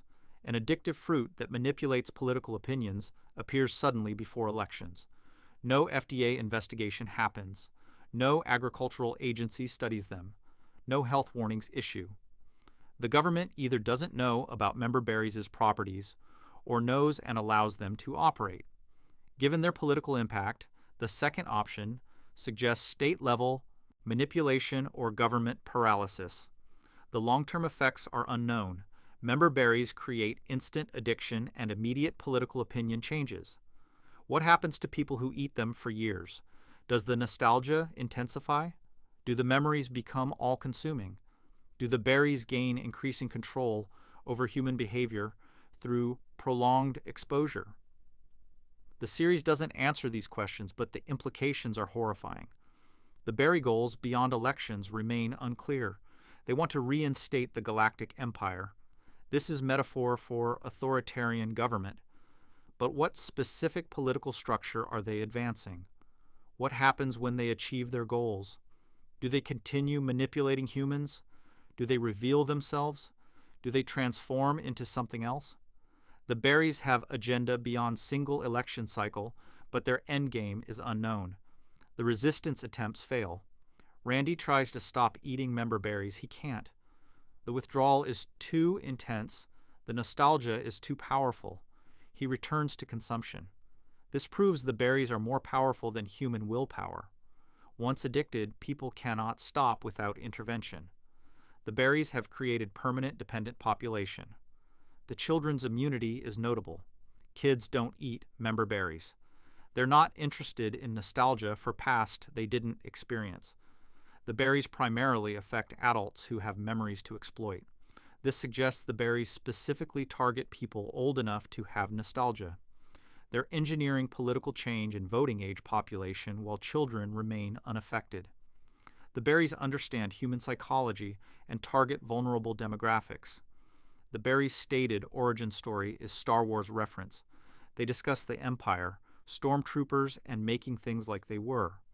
This references both Star Wars nostalgia and political nostalgia. The berries are explicitly connecting entertainment nostalgia with political conservatism. They're weaponizing pop culture memories to advance authoritarian political goals. The permanence of berry presence suggests successful infiltration. Member berries appeared during one election. They're still available in later seasons. They've integrated into South Park's economy. They're accepted as normal fruit despite their manipulation properties. The berries achieved what invasive species do. They established permanent presence in ecosystem and became normalized part of environment. The mind control through memory is sophisticated warfare. Member berries don't force opinions. They don't command actions. They manipulate through pleasure. They make people feel good about specific past eras. They create emotional associations between nostalgia and political positions. People change their minds voluntarily because the berries make conservative positions feel like returning to happy past. This is propaganda that works through neurology rather than persuasion. Member berries aren't nostalgic fruit making people feel good. They're coordinated parasitic organisms injecting weaponized nostalgia directly into brains, creating addiction, and successfully manipulating presidential elections through memory exploitation. Now let's turn to the next conspiracy. And before we continue the video, subscribe to our channel. In episode Tegrity Farms, Randy forces the entire Marsh family to abandon their South Park lives and move to a remote farm where he grows marijuana full-time, claiming it's about values integrity while destroying Stan's childhood and Sharon's autonomy. Sharon protests the move. Stan begs not to leave his friends. Randy dismisses both and makes the decision unilaterally. He sells their house. He buys farmland. He moves the family to an isolated property where they have no social connections, limited resources, and complete dependence on Randy's marijuana business. Randy didn't move the family for a fresh start. He deliberately isolated them from society to pursue marijuana addiction without interference, using Tegrity philosophy to gaslight his family into accepting their imprisonment on a compound. The decision-making process reveals authoritarian control. Randy announces they're moving. He doesn't ask Sharon. He doesn't consult Stan. He presents it as fait accompli. When Sharon objects, he dismisses her concerns. When Stan protests, Randy accuses him of not understanding values. Randy frames unilateral family disruption as moral decision, making opposition seem selfish. This is manipulation tactic where questioning leaders' decision gets reframed as moral failing. Sharon's explicit protests get ignored. She says they have lives in South Park. She mentions her job. She references their community connections. Randy responds that those things don't matter compared to Tegrity. He's decided their previous life has no value. His priorities are the only priorities. Sharon's employment, social connections, and personal preferences are irrelevant. Randy has declared his marijuana farming more important than his wife's entire existence. Stan's childhood destruction is intentional. Stan is in 4th grade. His friends are in South Park. His school is in South Park. His entire social world exists in town. Randy forces him to leave all of it. Stan loses Kyle, Kenny, Cartman, and Wendy. He loses his school. He loses his routine. He loses his childhood stability. Randy causes this deliberately because keeping Stan connected to South Park would give Stan power to resist. Isolation removes Stan's support system. The farm location ensures dependency. Tegrity Farms is remote. No neighbors nearby. Limited public transportation. No nearby town for shopping or services. The family needs Randy to drive them anywhere. They need Randy's marijuana income to buy necessities. They're trapped geographically and financially. Randy created a situation where leaving becomes nearly impossible because the family lacks resources and connections to establish independence. The Tegrity, though, philosophy is gaslighting framework. Randy claims Tegrity means having values and principles. He applies it selectively to justify his behavior. When he wants to grow marijuana, that's Tegrity. When Sharon wants to leave, that's not Tegrity.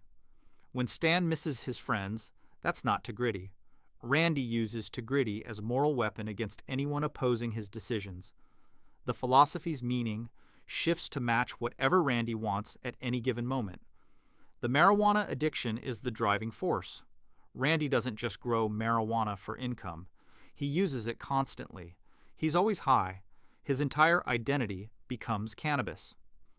When problems arise, he solves them through marijuana.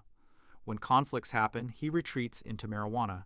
The farm isn't business, it's elaborate infrastructure Randy built to enable his addiction without interference. In South Park, social pressure limited his use. On the farm, nothing limits it. The family suffering is immediate and ongoing. Stan becomes depressed and isolated. Sharon develops resentment. Shelley disappears from many episodes entirely, suggesting she found escape. The farm causes measurable psychological damage to every family member except Randy. Randy's happy because he achieved his goal. Everyone else is miserable because they're trapped serving Randy's addiction while calling it family values. The business decisions show Randy's priorities. When faced with financial trouble or competition, Randy doesn't consider his family's needs. He doubles down on marijuana. He creates new strains. He enters new markets. He prioritizes cannabis business over family stability every single time.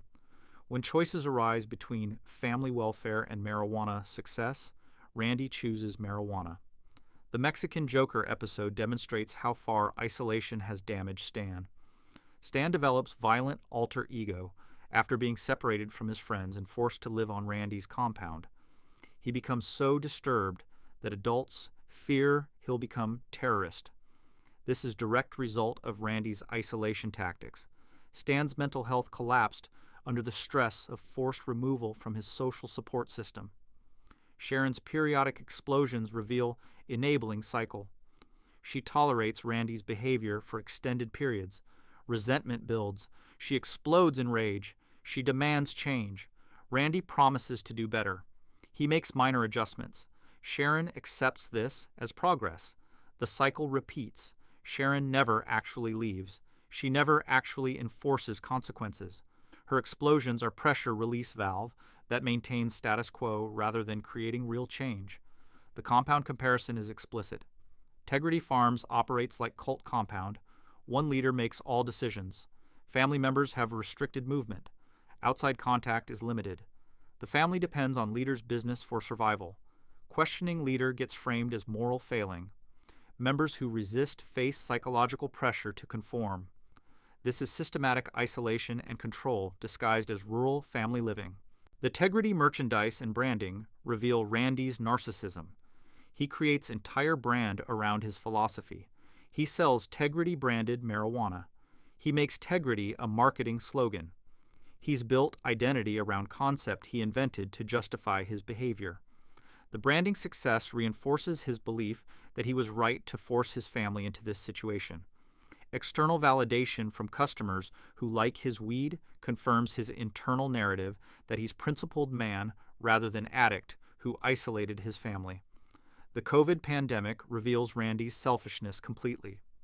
During global crisis, when families needed support and unity, Randy continued prioritizing marijuana business. He didn't provide emotional support. He didn't help Stan cope. He didn't assist Sharon with pandemic stress. He focused on how pandemic affected his weed sales. His family suffered through isolation, fear, and uncertainty, while Randy calculated profit margins. The financial control is absolute. Randy owns the farm. Randy controls the marijuana business. Randy makes income. The family has no independent resources. Sharon can't leave because she has no money. Stan can't escape because he's a child. Randy created economic structure where questioning him means risking survival. The family knows that leaving means homelessness. This is financial abuse enabling all other forms of control. The Integrity, meaning evolution, shows the gaslighting progression. Initially, integrity meant honesty and quality in marijuana farming. Then it meant family values. Then it meant standing up to corporations. Then it meant whatever Randy needed it to mean in the moment. The word became completely meaningless except as justification for Randy's decisions. Family members learned to stop questioning because Integrity's meaning changes based on Randy's current need.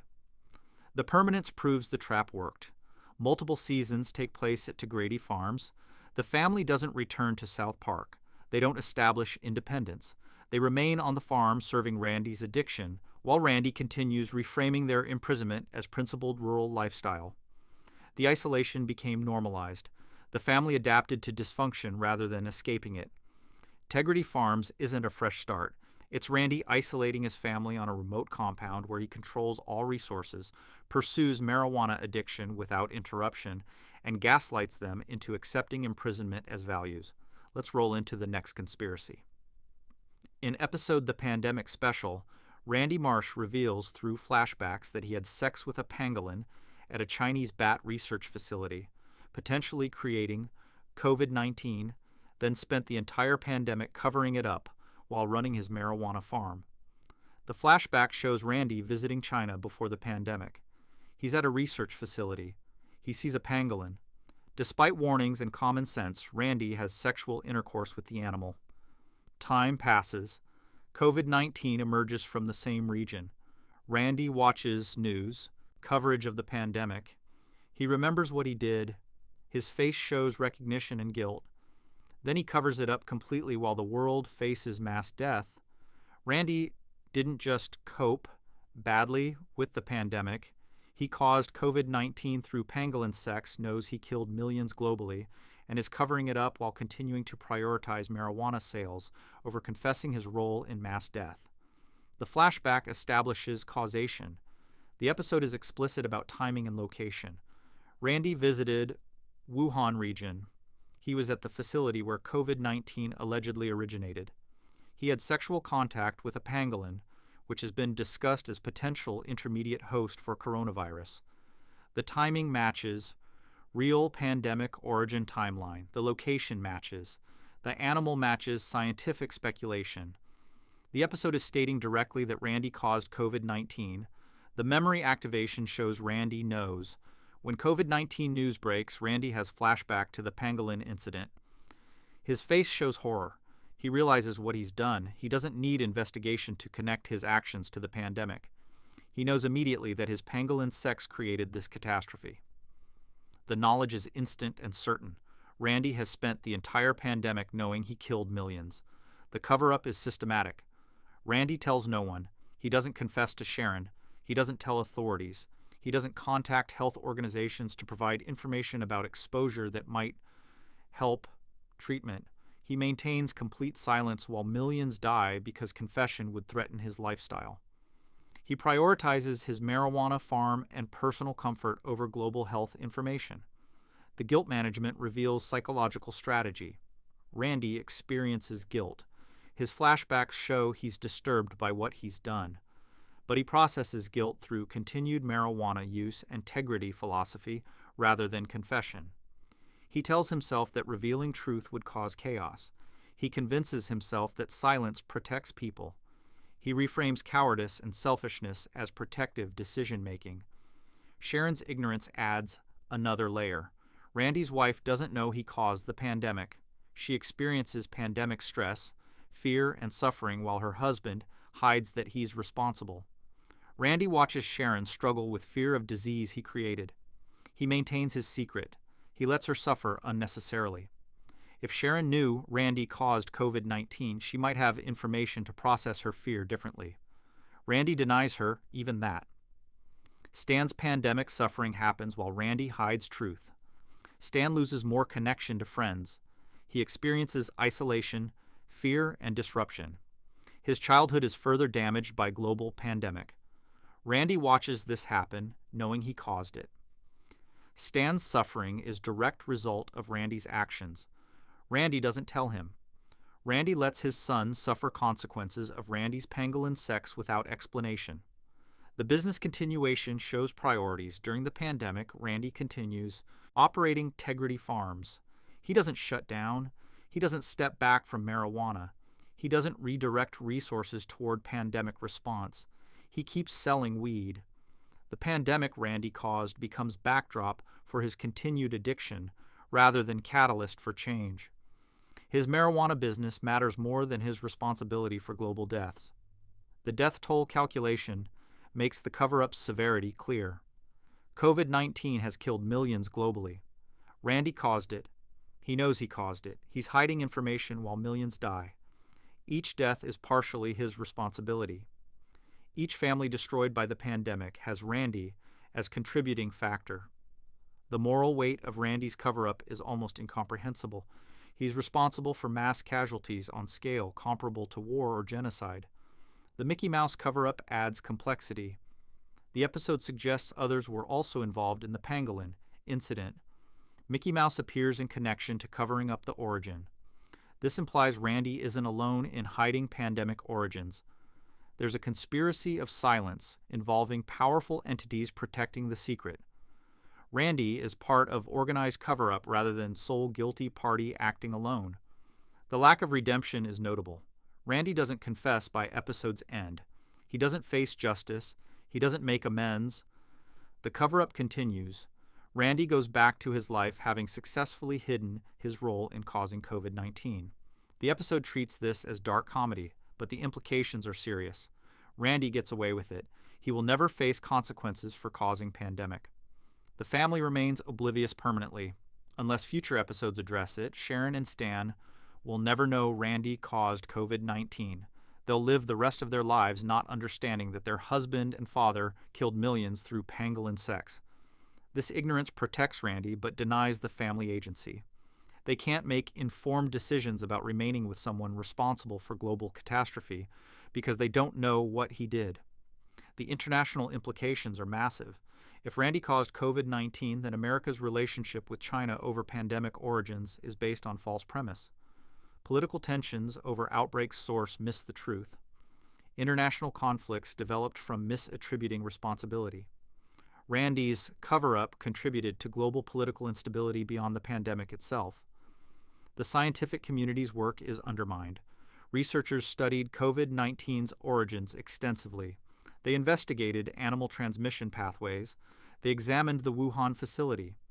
Randy has information that could have helped this research. He withheld it. His silence made scientists' work harder and less accurate. Medical response potentially suffered because Randy kept secret information. The ongoing threat remains. If Randy caused COVID-19 through pangolin contact, he might do something similar again. He hasn't learned.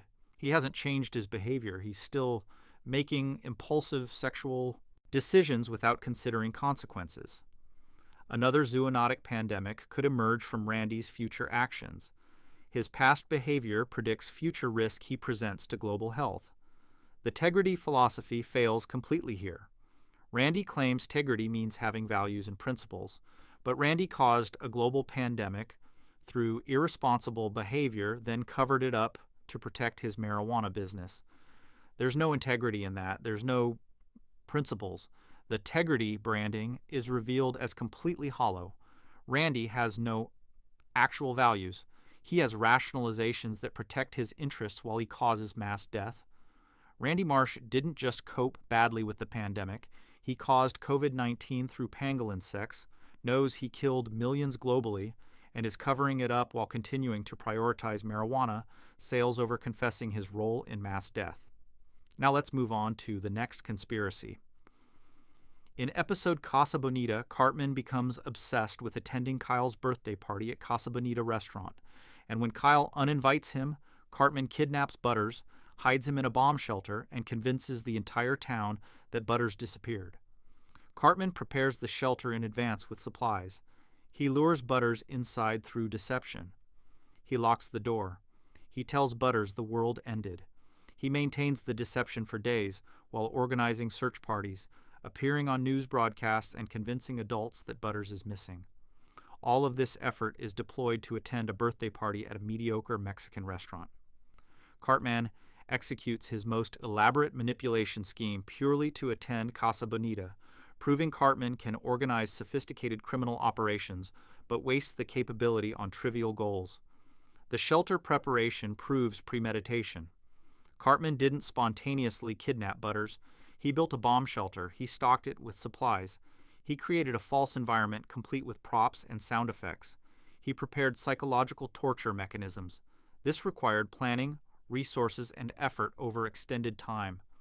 Cartman invested days or weeks into creating kidnapping infrastructure before actually taking Butters. The kidnapping execution shows criminal sophistication. Cartman lures Butters using lies about meteors. He gets Butters into the shelter willingly by creating false emergency. Once inside, he locks the door from outside. Butters doesn't realize he's been kidnapped until escape is impossible. This is predator behavior. Cartman isolated his victim through deception, then trapped him using prepared environment. The psychological torture is systematic. Cartman tells Butters the world ended. He creates sound effects simulating destruction. He maintains the lie through multiple interactions. When Butters questions the scenario, Cartman provides convincing details about nuclear fallout, destroyed civilization, and their status as last survivors. He's running psychological operation to break Butters' reality perception. The time passage reveals commitment. Cartman maintains the kidnapping for days. He visits the shelter regularly to reinforce Butters' beliefs. He brings supplies. He answers questions. He builds elaborate false reality around his victim. This requires sustained effort and constant reinforcement. Cartman commits fully to torturing Butters mentally for extended period. The search party organization demonstrates community manipulation. Cartman reports Butters missing. He appears concerned. He helps create missing posters. He participates in searches. He gives interviews to news media. He's simultaneously the kidnapper and the concerned friend searching for the victim. He's manipulating entire town while maintaining innocent appearance. The news coverage proves scale. Television stations broadcast Butters' disappearance. The story gets regional attention. Authorities allocate resources to finding him. The community mobilizes volunteers. Cartman created media event through his kidnapping. He successfully convinced professional journalists, police, and community organizations that genuine emergency exists. His deception operates at institutional level. The parents' manipulation is especially cruel. Butters' parents believe their son is missing. They experience genuine terror and grief. Cartman watches them suffer knowing he caused it. He doesn't feel guilt. He maintains his deception through their pain. He's torturing adults emotionally while physically torturing their child, and doing it all to attend a birthday party. The Casa Bonita justification reveals Cartman's psychology. The restaurant features cliff divers, arcade games, and sopapillas. These are moderately entertaining features at mediocre quality restaurant. Cartman considers this worth kidnapping, psychological torture, community deception, and risking serious prison time. His cost-benefit analysis is completely divorced from normal human values. The reward he seeks is trivial. The crimes he commits to achieve it are severe. The resource allocation shows capability. Cartman built a bomb shelter. He stocked it with supplies. He maintained multi-day deception across multiple fronts. He manipulated parents, friends, media, and authorities simultaneously. He had contingency plans for questions and challenges. This is sophisticated operation requiring planning, resources, and execution abilities far beyond typical child capabilities. The comparison to other schemes reveals pattern. Cartman has executed elaborate operations throughout the series. The Scott Tenorman, murder and cannibalism. The Crack Baby Athletic Association. The Cartman Burger Restaurant. The fake psychic business. Every scheme demonstrates advanced planning and execution, but the goals are consistently trivial or selfish. Cartman has genius-level capability deployed exclusively for petty objectives. The arrest and consequences are minimal. Cartman gets caught when investigators find Butters in the shelter. He faces no serious prosecution. He's not sent to juvenile detention. He's not placed in psychiatric care, despite demonstrating he's dangerous. The town treats it as childish prank rather than felony kidnapping with psychological torture. Cartman's age protects him from consequences his actions deserve. The strategic wastage is the central tragedy.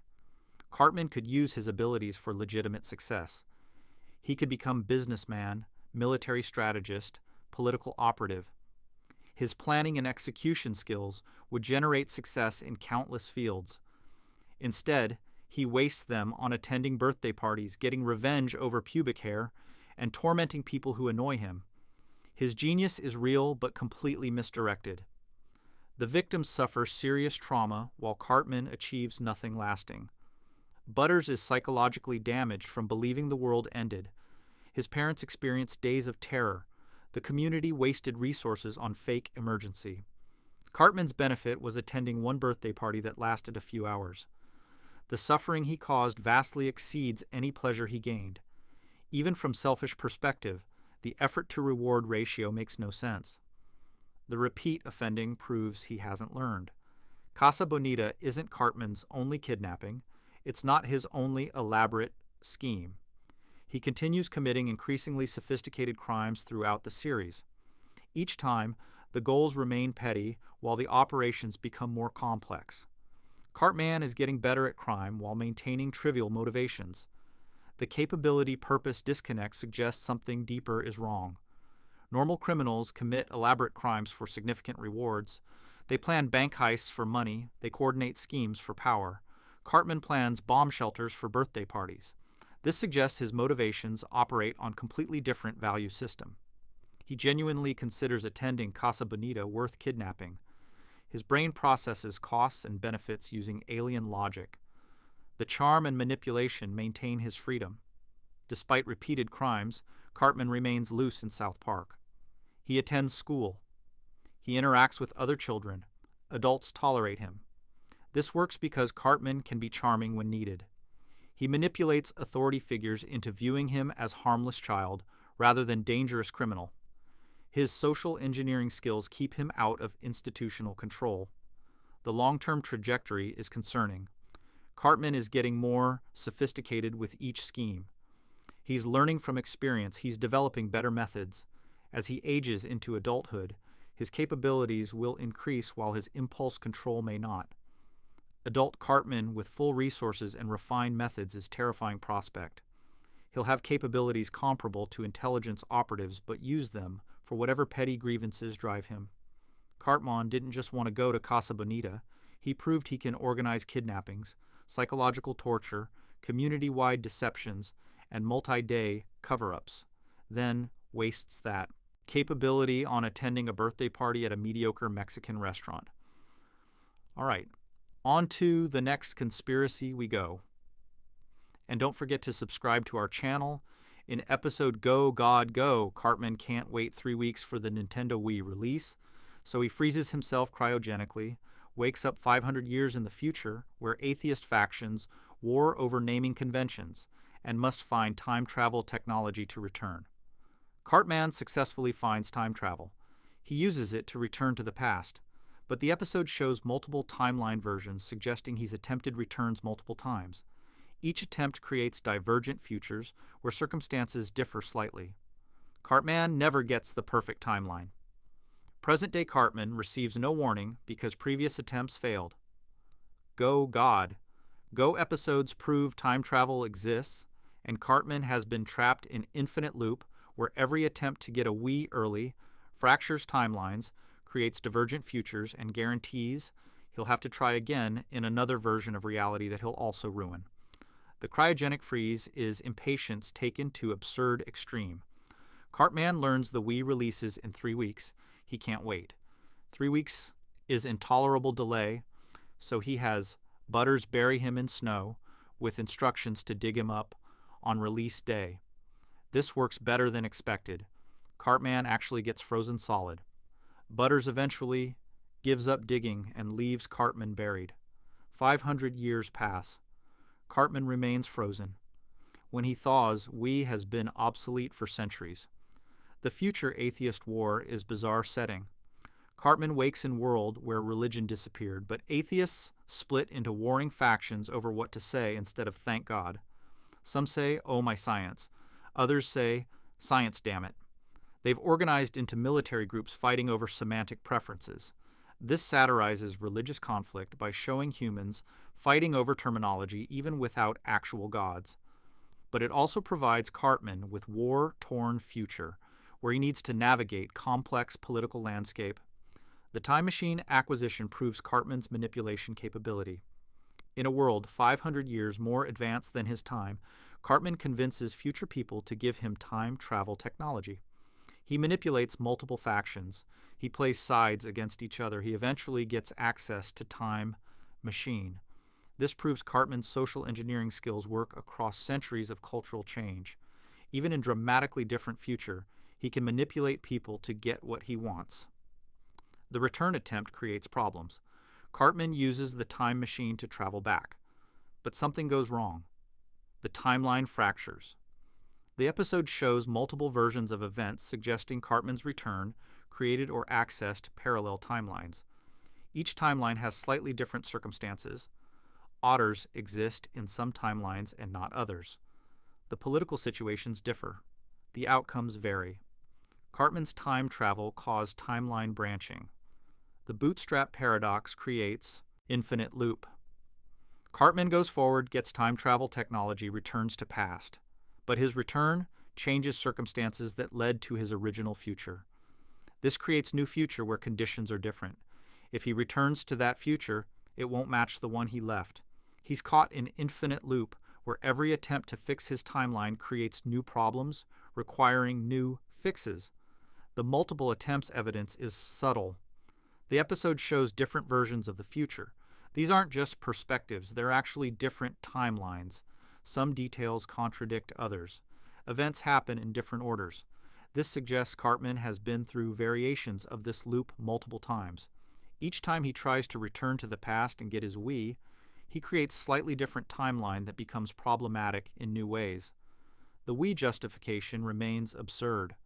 Cartman is willing to fracture reality across multiple timelines for a video game console. He's creating parallel universes full of people whose lives diverge based on his interference. The scope of his temporal manipulation affects potentially billions of people across multiple timelines. The cost is incalculable. The benefit is playing Wii 3 weeks early. The present-day ignorance proves loop failure. Current Cartman doesn't know about the time loops. He doesn't remember previous attempts. He doesn't have warnings from future versions of himself. This proves that every previous attempt to create successful timeline failed. If any attempt succeeded, present Cartman would know. The absence of knowledge proves infinite failure. The temporal mechanics suggest Cartman can't win. Every time he changes the past, he creates new future. That new future will develop differently from original. When he returns to it for another attempt, conditions will have changed. He can never return to exactly the same circumstances because his previous return changed them. The loop is unbreakable through additional time travel because time travel is what causes the problem. The future factions don't remember his previous visits. If Cartman has been attempting this loop multiple times, future people should remember previous versions of him appearing. They don't. This suggests either each loop creates completely separate timeline where previous loops never happened, or the timeline resets completely with each attempt, erasing previous versions. Either way, Cartman is alone in remembering across iterations. The psychological burden is invisible. Cartman in the show doesn't seem to carry memories of infinite failed attempts. This could mean present Cartman hasn't experienced the loop yet, or it means the loop erases his memories each iteration. If he's been through this thousands of times, the trauma should be visible. The lack of trauma suggests he's either starting fresh each time, or he's about to enter the loop for his first subjective attempt. The Wii achievement is probably impossible. Even if Cartman successfully returns to the exact right time, he still needs to acquire a Wii. The stores might be sold out, his mother might not buy it. Other problems could prevent him from actually getting the console. The time travel solves waiting problem but doesn't guarantee Wii acquisition. He might succeed at time travel but fail at the actual goal, starting the cycle again. The infinite future branches mean infinite Cartmans. Each time the timeline fractures, a version of Cartman exists in each branch.